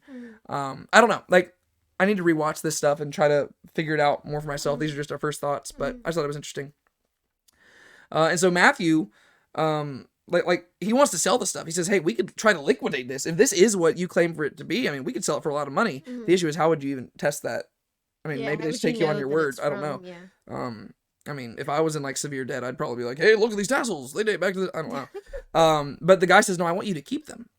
And he says, "You might need them one day." Which, once again, this dude just seems to be privy to knowledge that nobody else is aware of, which is fine. The old man says, "When you know the true value of these, no man will be able to meet their price." And Matthew's just clearly disturbed by this. And it's like, he's like, "Okay, dude." And so then the flashback ends. We cut back to Matthew and Mary. And Matthew says that he kept them for a few reasons. Firstly, to respect the man's genius. Because he says, "Hey, good job, dude. Like, you ripped us off. Like, you just totally, like, yeah, awesome. Good job." But he also kept them to remember the sins of his people. Like the sins that sent them off into exile. And then a third reason that he kept them was because he said to sell them would actually be to incur more regret. And so this is something that he's speaking from his current perspective. He says, well, now that he knows that he had been living in sin, he's aware of this unspoken third thing that had caused him to hold on to him. And he says, "I had so many regrets over all the things I'd done. I couldn't possibly sell these things whenever they were so important to this man. And I knew that I would regret doing that." Yeah. And I'm assuming this guy just died. I guess so. I don't know what happened. I guess so, yeah. Because we never know if they went and got him and arrested him. Yeah. His guys were just like, "Oh yeah, someone will," because he tried to turn himself over, and then guys. Yeah. Oh yeah, that was funny. Guys was like, "Oh yes, someone will come and get you, old man." Didn't he say like, "I confess" or something? He's like, "Yeah, I confessed." Yeah. Yeah. And then Mary, this is where she explains, the man wanted you to have his faith. This was his dying wish. Like, so it wasn't the tassels, it was the faith. He wanted you to become a Jew again. Right? And so it's because, like, that's why he confronted Matthew over this whole thing. He says, "You're, like, here on the Sabbath day. You shouldn't be. You should be with your family. But the fact that you're here tells me that you've abandoned your faith." And so he gave him the tassels because we're going to have an explanation for the tassels in a second. Yeah. But probably one of the most important reasons for the tassels, the one that's explicitly stated in scripture, is that it's supposed to remind the people of God, right? Like every time the tassels hit against their leg, it was supposed to be a reminder of who they are, right? And I don't even remember if it explicitly, they put that in the description of the tassels here, I don't think they but that was really the main reason. Whenever you actually read the Bible and it talks about tassels, it's so that every time it hits your leg, it'll remind you that you're God's people. And so Mary just explains it's not the tassels that are important, it's the faith that the tassels represented, which I thought was cool. And then Matthew says, like, why was this man's dying wish? And Mary explains that sometimes God sends a dove. And she explains that whole story that goes way back to episode 1 of the first season, where Mary was about to off herself by jumping off a cliff. And then a dove flies overhead and guides her to the tavern where she meets Jesus. Right. The old man was Matthew's dove. And then Mary goes on, and I'm going to be honest, I was unable to keep track of all the things she was saying here. Yeah. But she was doing her typical thing of just saying a bunch of profound things. Yeah. Do you recall exactly what she was saying? I do not. Okay. I feel kind of guilty. I feel like I kind of tuned out here. I didn't mean to, but I was taking notes, but also I just I think I was having a tough time tracking exactly the flow of thought. But it was just a lot of really profound, like probably quotable things. And so in my notes, I literally said Mary says a bunch of profound stuff. And then she says she knows that Matthew has felt unworthy. And I thought she said, and I was afraid that she was going to say, it's time for you to admit that you are worthy. And I was like, ugh. But they didn't do that. So I was so thankful. She said, I know you felt unworthy, but it's time to add a new accessory to your clothes. And then she departs. So I thought that was kind of nice. I like scenes between Matthew and Mary. Yeah. And then we cut to Simon and Gaius. It's now nighttime. It is. I guess they just hung out for a bit. Maybe like Gaius like told them to make a kosher meal or something. And then it's nighttime and they're leaving. And since you like the Simon and Gaius scenes, I'll have you explain this one for us. So Gaius is showing Simon out a back way, so that way he's not having to be confronted by all the people that are sitting in the walkways and stuff like that. And they get to this like the gate where there's no one standing there, and they kind of stop there and talk. Oh, before that, they're walking, and there's another Roman soldier, and Gaius tells him, he's like, hey, put your, like, hood over. Oh, yeah. And that's one reason I think they might have done it at nighttime, because it's more discreet. Because, Yeah. like, if he had that cloak on in a room with, like, you would see that he's just wearing a tunic. That is a Jew. Yeah, like, he's very obviously a Jew, even though he has a cloak on. So I feel like the nighttime kind of, like, it cloaks him a little bit more, because it's very obvious. That is why. very evidently a Jewish man. Yeah. Anyway, so he tells him to put his cloak on. And so he does. And then they walk around the corner. Now they're at the entrance where they're about to separate. And Simon asked about his wife. And, like, have you told your wife, like, about Jesus? And kind of, like, who's the doctor? He's trying to, like, pry at Gaius. Yeah, well, he's asking how long it's been that the kid's been sick. Oh, yeah. Yeah, sorry, keep going. No, you can go. Oh, okay. You got it. Well, he was asking how long it's been since the kid's been sick, and he asked if he's asked the wife about Jesus, or if he's told the wife fully about Jesus. Yeah. And Gaius explains that the boy's been sick for about a month.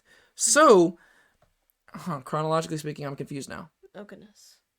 I just realized that. Well, because that means that the boy got sick while they were gone on their 2x2 journey. Which, it was my theory, back in episode 2, remember Atticus noticed that something was really off about Gaius, and I thought that it was because his servant was sick. Yeah. I'm guessing that Gaius was just really confused because of Jesus' sermon now. Because that would have been 6 months earlier. Yeah. At least, if not more. Okay, so whenever earlier in this thing I talked about how Atticus was the one person who noticed something was off about Gaius, that was totally unrelated. So literally nobody has noticed something was off about Gaius. He's really good at concealing. Yeah, so, interesting. Also, this chronology thing's gonna bother me. So if they've been gone 6 months, Atticus left. Didn't he leave in episode 2 to go? Oh yeah. Like he went down to go visit Jerusalem. Yeah. But he didn't even arrive until episode like the last episode. Yeah. So it's been 6 months, bro. It only takes 3 days to go to Jerusalem. What's he been doing? He had some pit stops. I don't know. Huh? He was having a good time. I don't know. Okay, sorry. That's the chronology. This just blew my mind. It's not a big. This is not a big deal at any way whatsoever. I don't want you to think that I'm criticizing the show for the chronology. This is just stuff that bothers me to no end. I don't know why. Okay, so the boy's been sick for about a month. Gaius says that the sons are half brothers. This is a big deal, right? Because this is one of those things where it helps explain also why why Gaius got so defensive a few episodes ago. Yeah. Whenever Simon was like pushing him on the subject at the well. Yeah. Yeah, and Gaius was like, let's not talk about it. And that was the one time Simon was like, ooh, maybe I shouldn't cross that line. Yeah, it's like, what's going on here? Yeah. And so I thought this was a good reveal, right? Because, because we see that Gaius also isn't a perfect individual. Because so far, Gaius has been pretty squeaky clean, right? I mean, you just see this like Roman guy who's like actually a pretty decent dude, and he's just coming to be convincing Jesus. Right. But you see that, no, he's got a story too. Yeah. And he says, they're more than just friends. They're actually half brothers. And you're like, what? And you see Simon putting this together. He's like, oh, so like it actually is Gaius' son, but from another woman. Yeah. Right. And then Simon says, does your wife know? And he says, yeah, but we just don't typically talk about it. And Gaius says that it's common amongst our people to do stuff like this. And Simon says, it's common amongst men. It's common amongst men to do this, but it is more common amongst your people. And Gaius says, hey, don't be judging. And Simon says, I'm not judging. Yeah. Because he's like, yeah, like, and I thought that was good. I thought that Simon was like, hey, good way to handle it. You're not a Christian. You're not a Jew. I don't expect you to adhere to our beliefs. Yeah. I'm not judging. And Gaius says that he didn't used to feel guilty about it because that's just the way the culture was. But lately, he can't deny it. Like, he has been feeling guilty. And I can almost guarantee you is because he was at the Sermon on the Mount. And Jesus says, you have heard it said, don't commit adultery. I say, don't even look at a woman in lust. And he's like, oh, crud. I did both. It's like, oh, man.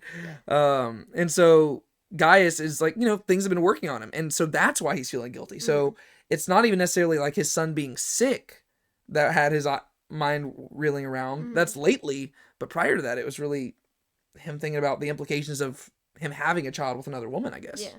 Well, now he has a daily reminder because the other woman isn't around anymore. Now the son is sick and the wife, like his actual wife and him are having to care for the son. So it's like a daily reminder of what he did. But now he's more aware that it's wrong. And so, anyways. Well, and that's what exactly he says, because he says that now even him and his wife, like his wife is also more aware of the fact that this is not her child. Yeah. But it is his. Yeah. Right. And so, but she still seems like a good wife, right? She's still taking care of it as it was her own and stuff. So that's really cool.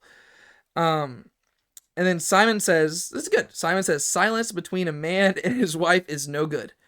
Because he points out, like, so you and your wife are also having communication issues. Yeah. He says, I can relate, you know? Yeah. And then, I just like this bond that they're developing. Every time Gaius encounters somebody, like, they just become good friends. And I like that. I think the actor's just a really likable dude. And then whenever they go to depart, Simon says, shalom, shalom, which is something we've seen multiple times. We saw the old man to Matthew in the flashback scene. He said Shabbat Shalom, which is a Sabbath peace. You say that on Sabbath day. And then a little bit afterwards, whenever Mary is leaving Matthew, she says Shalom, Shalom. And then now, right here, Shalom, Shalom. And Gaius finally asks, why do you say it twice? And Simon says, well, Shalom means peace, and Shalom, Shalom means perfect peace. Maybe that'll be the name of the episode. Oh. Shalom, shalom. Yeah, or perfect peace. Or both. Maybe. Shalom, Shalom. I don't know. The episode name might have been revealed already. I don't even know. We were talking about this. Like, that's the one thing we talked about before we sat down to film this video. I was like, ooh, what do you think the episode name was? I have no idea. But I guess we'll find out. And so he describes that, and they depart. And then now we cut to Thaddeus helping Matthew out, putting on his tassels. And this was kind of an adorable scene because poor Matthew, he's growing, but man, he's still a kid at heart. He's still a kid at heart, yeah. And it's just kind of funny. So Matthew, Thaddeus is going to help him out, and Matthew says, I don't like being touched. Which I think is good. Like, I'm glad they don't have, like, this immediate, like, change in Matthew to where, like, oh, now that I've hugged my mother, like, I'm totally fine. No, like, he's still got those quirks, and he's still working through them, and that's fine. Like, I think that's good to be consistent there. Matthew says he doesn't like being touched, and he also doesn't like being seen in his undergarments, which the undergarments are really, it's not. It's like a long tank top. Yeah, it's nothing profane or anything, but he's just used to being dressed like, you know, prim and proper. Yeah. And Thaddeus begins to explain the significance of the tassels, and he explains, like, the numerology and everything behind it. A lot of stuff which I'm actually not super familiar with, because I haven't looked a lot into the significance of tassels beyond just what the Bible says. Yeah. I mean, I've read some things that people say, but it's cool seeing how Thaddeus is getting excited over Matthew understanding things. And Thaddeus like, see, you're about to be a rabbi yourself. Yeah. And I've just always liked how Thaddeus treats Matthew. Because that's something that they consistently show, like, there's certain characters that Matthew is drawn to. He likes Philip a lot, because Philip's nice to him. And he also likes Thaddeus, because Thaddeus is nice to him. Those are, like, the two of the apostles who are really friendly to Matthew. And Matthew just gravitates towards them because they don't, like, rebuke him. Or like, not rebuke him. Being rebuked isn't bad, but they don't, like, just brush him off. Right. So that's cool. And then Thaddeus explains how to put them on and everything, and Matthew's doing that. And then, of course, Nathaniel comes out, and he just, like, doesn't read the room again. And, you know, poor Matthew's like, dude, like, come on. Like, I'm indecent. And then Nathaniel just, like, he just doesn't seem patient with it. And he's just like, what's going on here? All right, get in here when you're ready. And Thaddeus is cracking up. He's just having a great time. And then Nathaniel's like takes like a long look at Matthew and just like closes the door. Kind of seemed kind of rude to me, but I think it was just Nathaniel just being like Nathaniel. Yeah. I thought it was funny that Matthew was like changing, I guess, like on their patio, and you could see people like walking in the background, but then like Nathaniel walks out and he's like, no, don't look at me. And I'm like, but you're changing outside. Like, I don't know. Something about, I don't think you were supposed to be looking at that, but I did. I noticed it too, but yeah. I guess they were far enough off the main road where Matthew's like, you know. I think. So then Jesus talks with the disciples about the Decapolis issue. The disciples voice their confusion over the different parables. They talk about fights breaking out in the streets. Big James, he says one thing that causes everybody to look at him. I wonder if they're going to address this in this season or when. Like, you can tell that Big James is not happy with Jesus. We've seen that for a few episodes now. Whenever they got back from the 2x2 thing, Big James was like, you know what? He gave us power but no understanding. And now he's with Jesus, and he's voicing stuff, and he says, is this the type of environment you sent us to? Yeah. And everybody just turns around and looks at him, and then nobody really says anything, and they just move on. But they're building up to something here with Big James. Like, he has been having issues since episode 1 of this season, but he hasn't been a main character, right? But like since episode 1, he's been having issues with his brother, and his brother's developing a relationship with like with John or with Thomas. And so there's stuff going on with Big James that we just don't know. But it's just being like they're playing the long game with this. Right. Then they eventually start asking questions about the parables, and they're asking for explanations about like the wheat and tares and all that stuff. And then Jesus, of course, he just responds and says, "He who has ears to hear, let him hear." Typical Jesus Yeah. response. Like he doesn't explain it to them. Yeah. And then he says that they're going to leave before dawn because they're going to go handle this together. And then let's see. Philip comes to apologize, I believe, and then Jesus says, "This is just part of it. They'll pick up, and we'll move on, going forward." Right? And then he says, "John, I need to talk with you," and they're going to have a brief discussion. Yeah. What did you think about like? So, what did you think Jesus' perspective was in all of this? Like, did you think that he was upset with how they handled things, or like, what do you think the big takeaway was? Like, were Andrew and Philip in the wrong for returning, or like, how did you interpret all of that?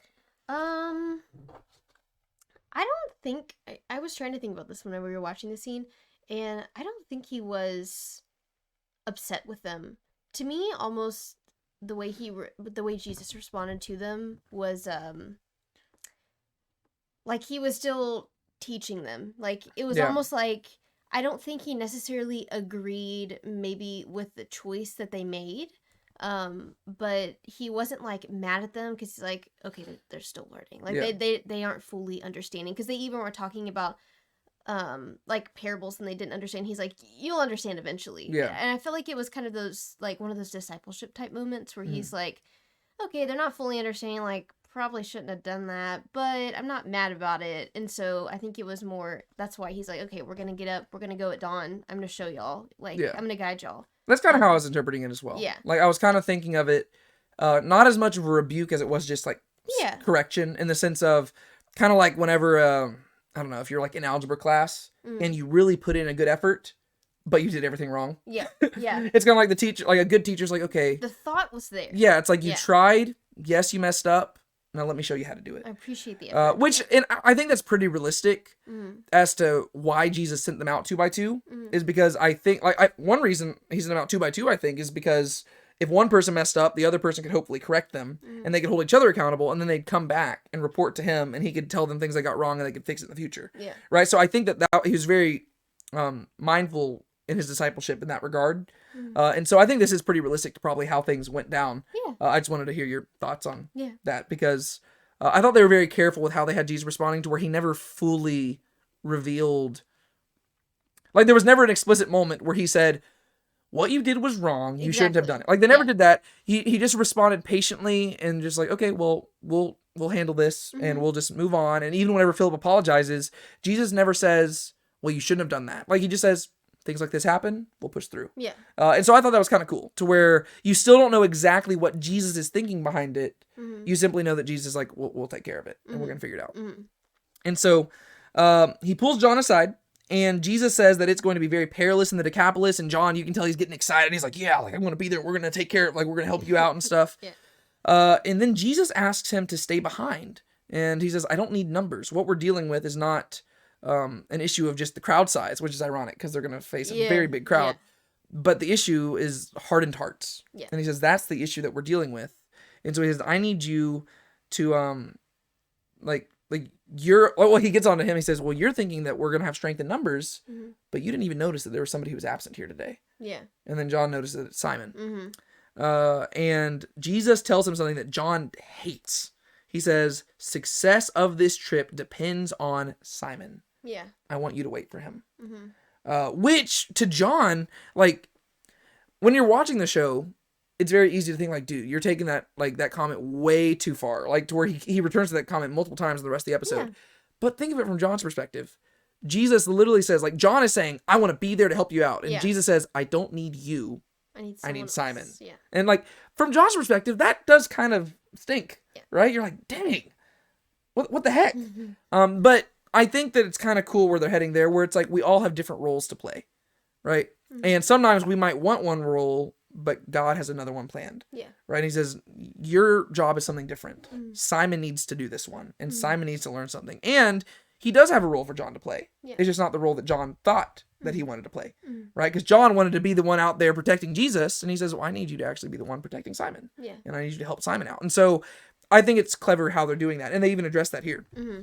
So John says that it'd be better for Simon to stay behind. He says, well, Simon's not even been going through all, like, he's been distracted. He's been doing his own thing. He should stay behind. And Jesus says, that's not how I approach people in pain. And he talks to him the same way that he talks to little James back in episode 2, where he says, John. He says, John, I love you, but that is not how I approach people in pain.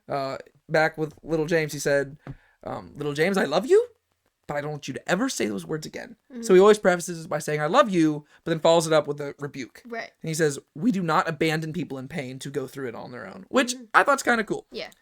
And then, let's see, where was I at? I lost my place. John suggests. Oh, yes. Yeah, John suggests, you sent Matthew, right? Like, John's just trying to get out of it. He's kind of like Moses at the burning bush.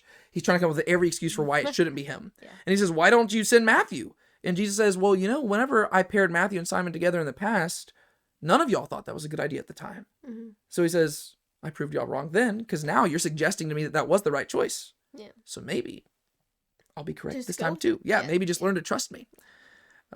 Which is funny because John is always the one encouraging other people to just trust Jesus.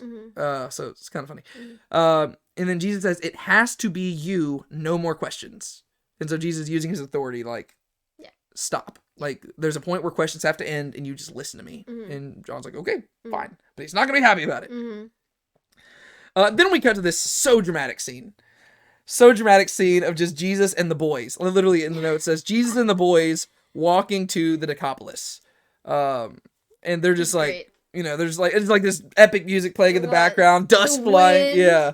It's kind of a funny scene. Like, it's just Jesus and the boys, and they're just all like, time to go. Like, they all probably think they're going to fight or something. Yeah. Well, it reminds me of, I guess it was season 2. I don't know. The one whenever they use the song "Trouble" at the for end the of season first 1. time. Oh, okay, into season 1. Yeah. I haven't watched this in a long time. Well, yeah, Jesus has like the grass like hanging out of his mouth. It's just great. All of them are like walking over the hill. It's great. Yeah, it's just funny stuff. So Jesus and the boys are walking to the Decapolis, and the one thing we get here is that Nathaniel asks Andrew if his brother's okay. Which is interesting because this is the one shining. I guess this is one place where they're just trying to show that Nathaniel's not like a total jerk. He is mindful of other people. Yeah. And he's like, "Hey Andrew, like, how's your brother doing?" And then like, Andrew's like, "I don't know. He's not here," and they just move on. You're like, okay. So it's kind of weird. Then we have Simon showing up. He approaches Mary and Tamar, and you can tell he's still out of it. Yeah, he is. They're like, "Oh, did you sleep in?" He's like, "I didn't sleep at all. I guess he's still just been wandering around, or he tried to sleep, and I don't know because I'm assuming he hasn't been around Eden because we haven't seen them interact." I guess, yeah. They say, well, everybody left. You could probably catch up. And he's like, I'm not much of a runner. Yeah. It's kind of a funny joke. Like, they always have to throw jokes in there because there's obviously the part in the Gospel of John whenever John and Simon rush to the tomb and John gets there first. And so, yeah, Simon's not much of a runner. And then Zebedee confronts him. He says, dude, you're disconnected. And Simon says, do you rebuke me, Zebedee? And Zebedee, like... He calls him, he says, don't play games with me, kid. Yeah. And I didn't catch exactly what he said, but did he say that him and Salome went to Eden's house? Like, did he say we were with Eden? I think so. Yeah, that's what it sounded like he said to me. So I'm assuming Zebedee and Salome visited Eden and they know the full story, what's going on. So that's what I'm assuming because you kind of forget that Zebedee and Simon are, Zebedee's older, right? Yeah. And he's like, don't play games with me, kid. Like, we visited. And I was like, dang. Shoot. And even Simon's like, dang. But then John arrives and he kind of actually gets onto his dad. He's like, hey, Dad, like, Abba, like, let me handle this. Yeah. He says that he did not want to be there. He makes it very clear that it was not like his choice to wait for Simon. And then whenever Simon's like, oh, what did I do this time? And John says, it's not about what you did. It's about what you didn't do. Like, and Simon's like, oh, not this again. Like, it's like, man, I'm just not doing a lot. Which, to be fair, that is Simon's character arc this season, right? He's just not like, he's getting so caught up in his own thing that he's not doing the things he's supposed to be doing. Yeah. And then John, he just points out the fact that he feels disrespected by the weight Jesus puts on Simon's importance for the trip. Like, he's like, Jesus says that you're needed for some reason. He just doesn't understand why. And the cool thing is that we don't know why either, right? Like, even at the end of this episode, I have no idea why Simon's going to be so crucial to this trip. I don't know. I mean, maybe, so it's kind of cool. And then we get to Leander. This is the guy from the last episode, and I'll admit, he's a bit older than I thought he was. Yeah. Like in the scene at nighttime, I thought he was just like, I thought he was supposed to younger. be like a teenage guy or something like that, but he's actually a little bit older. And he spots Jesus and the apostles as they're walking up, and he runs out there and he says that strife has been going on, but now it's like he says the strife between the Jews and Gentiles was always there, but now that Jesus' message has arrived, it's out in the open. So basically, it's like, hey, like it's not totally your fault. This is where little Telemachus shows up, right? Which once again, I just like the name Telemachus because Iliad and Odyssey, and I just thought it was funny that his name was that. He shows up and he asks Jesus to heal his father. And this is a story that is straight from scripture, right? And Jesus breathes on, like he breathes on him, and like he feels his face for a little bit. That was kind of interesting editing. Yeah. Like they had him just like his throat and his ear and all it, that. it went on for like a few seconds too long, I thought. Longer than to where expected. like it was like he just like did it and then like it just like I was like, okay, this is lingering for a bit. But I think there's purpose behind it. Yeah. But he feels him and then he says Ephatha. I've never known how to pronounce that word. But it's an Aramaic term which means be opened. It's from Mark chapter 7. And then he asks him to be silent of it, which is something that we consistently have seen throughout this. I thought that was an interesting choice because back in the episode with Jesus healing Jairus' daughter, Jesus also said an Aramaic phrase there, Oh, yeah. but they chose to have him say it in English. Yep, the little right? lamb. Because it's supposed to be like Talitha Kumi, right? Which means little lamb, like arise. But in that, they had him lean in and say it in English. Yeah. But here, they had him say the Aramaic phrase. So I guess they're just kind of picking and choosing which ones they do. Yeah. Because really, if they were being consistent, it would just say open up. But he said both. He said, Yeah, he said Aramaic and English. yeah, but it was funny because I forgot, like, I'm going to be totally honest. I totally forgot this was a scene from scripture because it's not one that sticks out to me usually until he said, Athatha. And I was like, oh yeah, that's the word I can never pronounce. And I was like, yep, that's that thing. So then I had to go look up where it was at. But then, okay, this scene, I'm going to be honest, it kind of cracked me up a little bit. I'll explain why in a second. But we have a man confronting Jesus, and he says that the man's deafness was a result of sin, and Jesus corrects him and says that's not how things work, right? So people don't, like, they don't receive, like, these ailments because of, like, the sins of their parents or anything like that. And then Andrew and Philip, they run over the hill, and they see, like, pilgrims and refugees everywhere, and I'm assuming a lot of these are a result of people having to leave their houses, right? So that's where these people come from. And Andrew and Philip are like, oh, crud, what have we done? Yeah.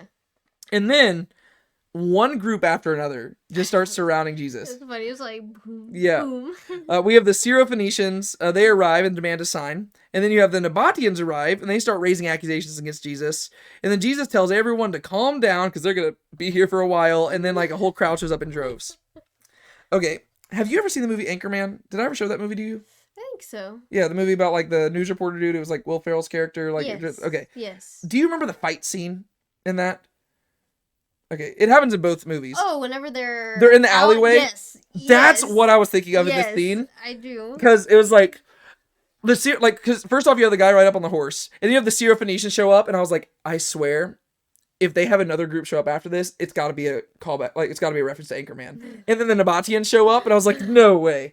Because if you haven't seen Anchorman, basically, it's just like this stupid comedy movie with Will Ferrell in it, and there's this dumb scene where everybody gathers in this back alleyway, and literally all the anchor teams from all the different news channels show up, and they have this epic fight showdown where, like, by the end, people have been killed, and, like, one dude says, I killed a man with a trident. And they're like, yeah, where'd you get that trident? He's like, I don't know. Did you have a grenade?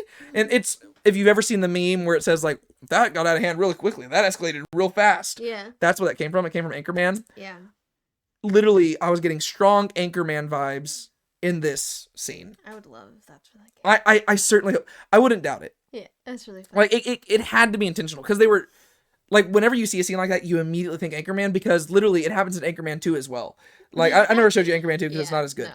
But both of them, like, they have scenes like that because that's what, like, that is what Anchorman's about. Like, it's literally just, like, the most random scene where just a bunch of people just show up, and it's like, they always just push it further to where it's like, oh, look, okay, there's 3 teams here. And then a 4th one shows up, and you're like, oh, this is ridiculous. Taking it too I really hope that's what that was a reference to. That would be fun. Because literally, it's Jesus there, and he's got his group, and then the dude walks up, and then the Syrophoenicians, and, like, they take a break to be like, oh, it's the Syrophoenicians. Which is very similar to Anchorman. Like, when the people show up, they're like, oh my gosh, it's this news network. It's this, like, they specifically name each person. Whereas this one, it's like, oh no, it's the Syrophoenicians. Oh no, it's the Gentiles. Oh no, it's the Nabateans. Like just each of them are coming up. I was like, oh, it was just so funny. I really hope. We haven't seen episode 8 yet. Simon might kill one of them with a trident. Oh gosh. How wild would that be? I mean, it wouldn't be against Simon too. I mean, he cuts off someone's ear. That's true. So I mean, it That would is be true. consistent with his character.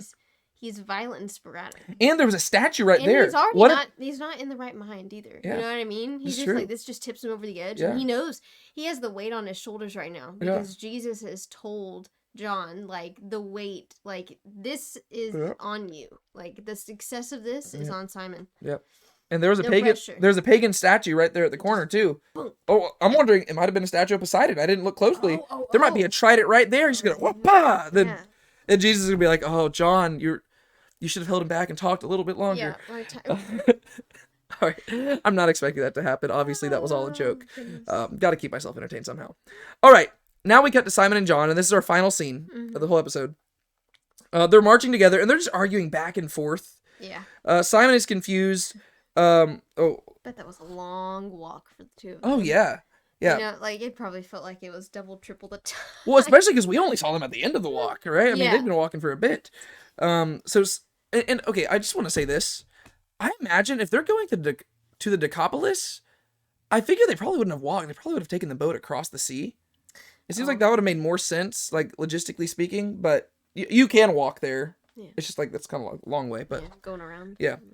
Okay, but Simon is confused why Jesus needs to be in the Decapolis.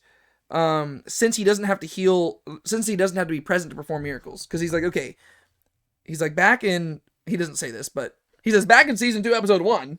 Yeah. Whenever y'all were out here plowing the field and stuff, and then like eventually Jesus healed the one dude, Jesus wasn't present there.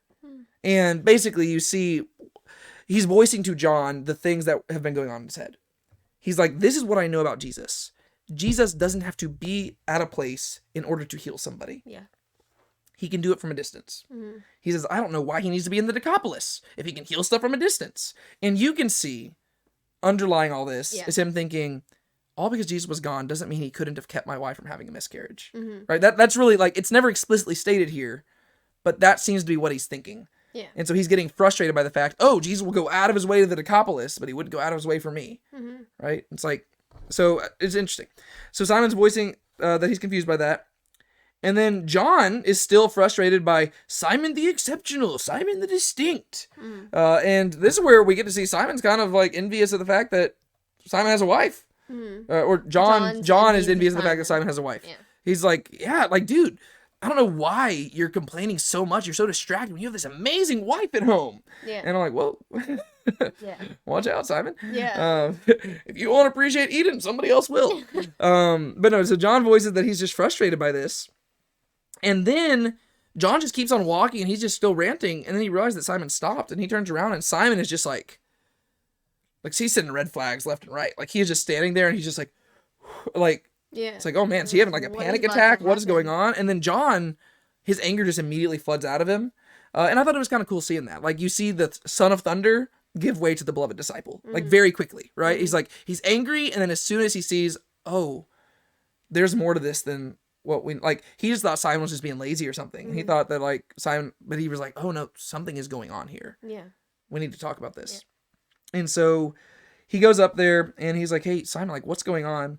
And this is where Simon finally voices to somebody what's been going on in his head, right? So this is for Simon the moment that Eden had at the end of last episode, right? Where Eden was silent. Everybody could tell something was wrong. And finally she said something. Simon has been silent. Finally he's telling something. Right. He says that he trusted Jesus. And this is, John's like, trusted? Yeah. Past tense? That's not a good sign. Yeah. And Simon says that Simon mentions the miscarriage, and he says that apparently while we were gone, she was with baby, and she lost it. And this is where John hugs him. He says that Eden almost died, which is something that we really didn't linger on. Yeah. Like we haven't even really talked about that aspect of things too, but that's pretty traumatic, right? Not only did she have a miscarriage, but she almost died from the miscarriage. Yeah. And then he says that he's furious and he's angry, and he says he knows that Jesus is who he claims to be. He says that's not even by faith. He says he knows that. Yeah. Like he knows for a fact Jesus is who he claims to be, but he doesn't know why Jesus would allow such a thing to happen to him. And John, to his credit, John says that's not the way to think about things. He says, like, we are not the exceptional ones. We are not exempt from this stuff. If anything, Jesus said things were going to be harder. Yeah. And Simon says that life was easier as a fisherman. And John points out that he could have lost the baby as a fisherman too, but then he wouldn't have anyone to turn to. And I was like, that is a good response. That is really good. Like, if I were John in that place, I don't think I would have thought to say something like that. Like that, because usually that's a difficult thing to handle. But John was like, good for you, man. Yeah, that is like, that was a very well-crafted response there. You wouldn't have anybody to turn to. And he's not necessarily just saying turn to Christians. He's saying turn to Christ, right? To Jesus. And so they both have good points here. Obviously, I favor what John is saying. And John is, now that he is not thinking about himself, he's being more level-headed, which is good. Like, that's usually how it works. Whenever you're actually trying to actually love the other person, you tend to make smarter choices. And then they see the crowd surrounding Jesus. And this is where John mutters, it all depends on you. Like Jesus said, it all depended on you. And then they run, and then the episode ends. Which, bold choice. I was fully expecting, like, by the end of this scene for them to have, like, resolved that. Oh, yeah, have the confrontation. Yeah, but now Simon, like, the way this episode ends, I was like, wow, that's actually a pretty good cliffhanger. Yeah.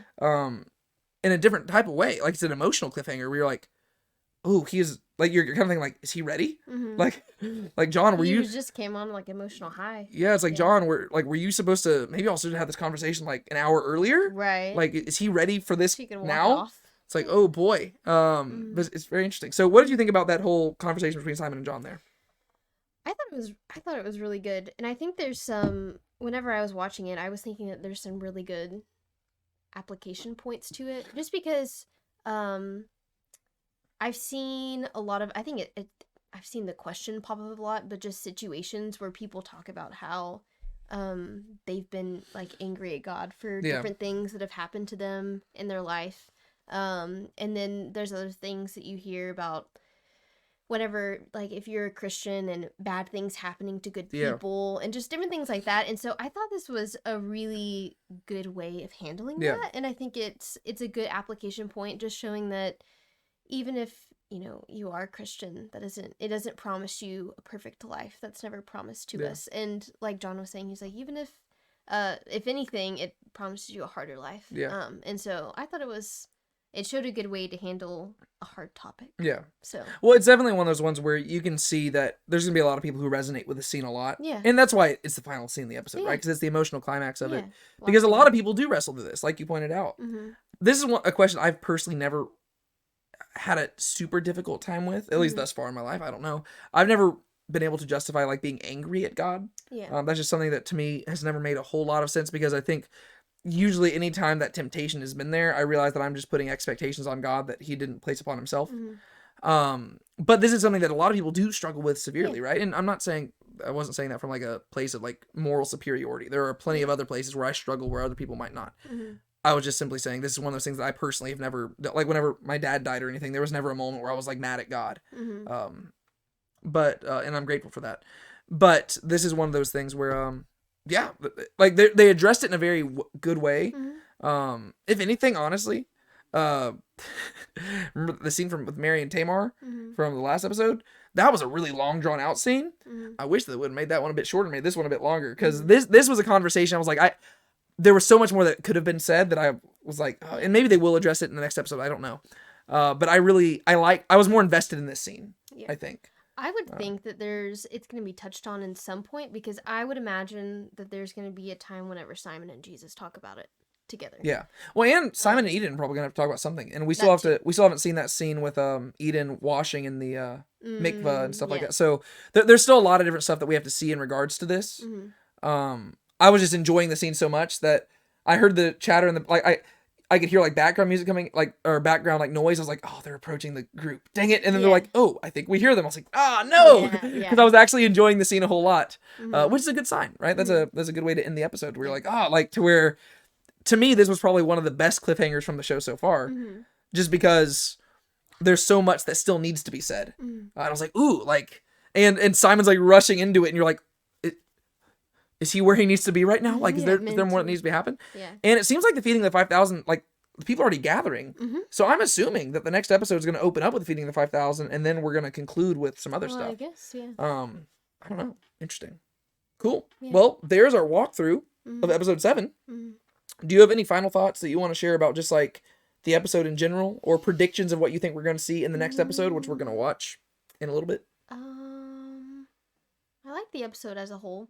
I will say, just kind of like an overarching thing. I mean, it's mostly the back half of the episode, but I like how, like, John and Simon have taken like a forefront in the like show and their interaction with Jesus, just because we know that they're like two of the inner three. Yeah. And so I like that there's like how Jesus pulled John to the side, Yeah. because you see like that relationship developing, and now the relationship between John and Simon, because I think that their characters butt heads Yeah. a lot, just like the way that they are. And so I like that they've come to the forefront more, just because they Yeah. are They're going to be the inner three. Of two the inner three pillars of the church that Paul lists in Galatians, Yeah. there are two of them. Yeah. And so, It's yeah, important. I mean, they're Yeah. very important people. I mean, 1st and 2nd Peter, 1st, 2nd, 3rd John, Gospel of John, Revelation, Yeah. Gospel Mark. Yeah. All like these guys are pretty important figures. And Mhm. so, yeah, I also really like that you have Jesus consistently asking people to do stuff they don't want to do. Oh yeah.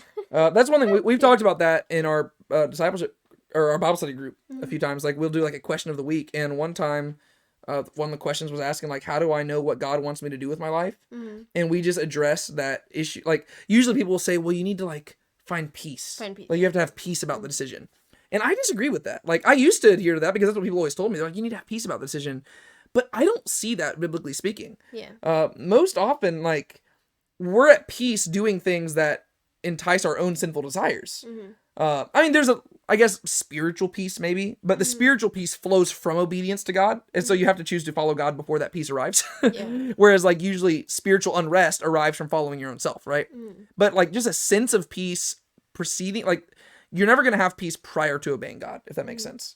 Right. And so I like this, that like Jesus is asking them to do stuff that it doesn't seem peaceful, right? It's like John doesn't want to do it.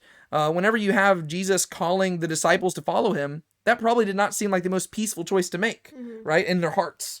Because it's like, oh, well, no, I'm having to leave everything. That's terrifying. Yeah. Whenever God called the prophets, that was not a call to like, oh, hey, just have a good time. Like, no, it was like a call to hardship. Whenever, I mean, David was having a totally fine time in the shepherd's fields until he was called to follow God and become king. It's like, oh, geez. So, I don't know. I like that. I like that Jesus is often asking people to do stuff they don't want to do. And sometimes, like with John, it comes to the point where he's like, enough questions, do it. And I'm like, yeah, that's good. To where Jesus will allow us to ask questions and he might explain, but we're not entitled to an explanation. And he doesn't say, John, let me explain to you why Simon is so necessary. Nope. Nope. He just says, do it. Even if it makes you feel like less important. Which it doesn't, like, that doesn't mean that John is less important to Jesus. Because John's just putting that upon himself, right? He's like, oh, well, Simon's doing it, like, Simon's so crucial to it. I want to be so crucial to it. Well, maybe Jesus has something else planned for you. Yeah. That's fine. And so I like that. Like, I thought that was a really nice little thing at the end. So that's cool. All right. I think we should wrap this up, huh? Yeah. All right. Thank you so much for watching this with us. Once again, I'm sorry it's not a live stream, but we will have plenty of other live streams at some point in the future. But we only have one episode left, and we're going to watch it today. Yeah. Ha, ha, ha, ha, ha. I'm Okay. kidding. That was a joke. Believe me, I wish that we could be going and seeing it in theaters and, like, hanging out with people there and, like, doing live streams, interacting with y'all. But it does work out that we get to see this a little bit early just for the, so I'm going to be in Israel because, come on, it's going to be exciting to be in Israel. And I'm going to have a bunch of videos about that as well. And so that will do it for today's video. I think that I will do, if you're watching this, I think the day I'm going to have this premiering is February 5th, because I'm not going to have it premiering when it shows up in theaters. I'm going to premiere it when it's on the app, because I think they asked me to hold back spoilers until then. And so this should be coming out February 5th. I think our episode 8 discussion will come out February 7th, right? I believe those are the dates. I could be wrong there. And then, other than that, real quick announcement. I've been trying to plug this in some of my videos lately, just so you know that's coming up.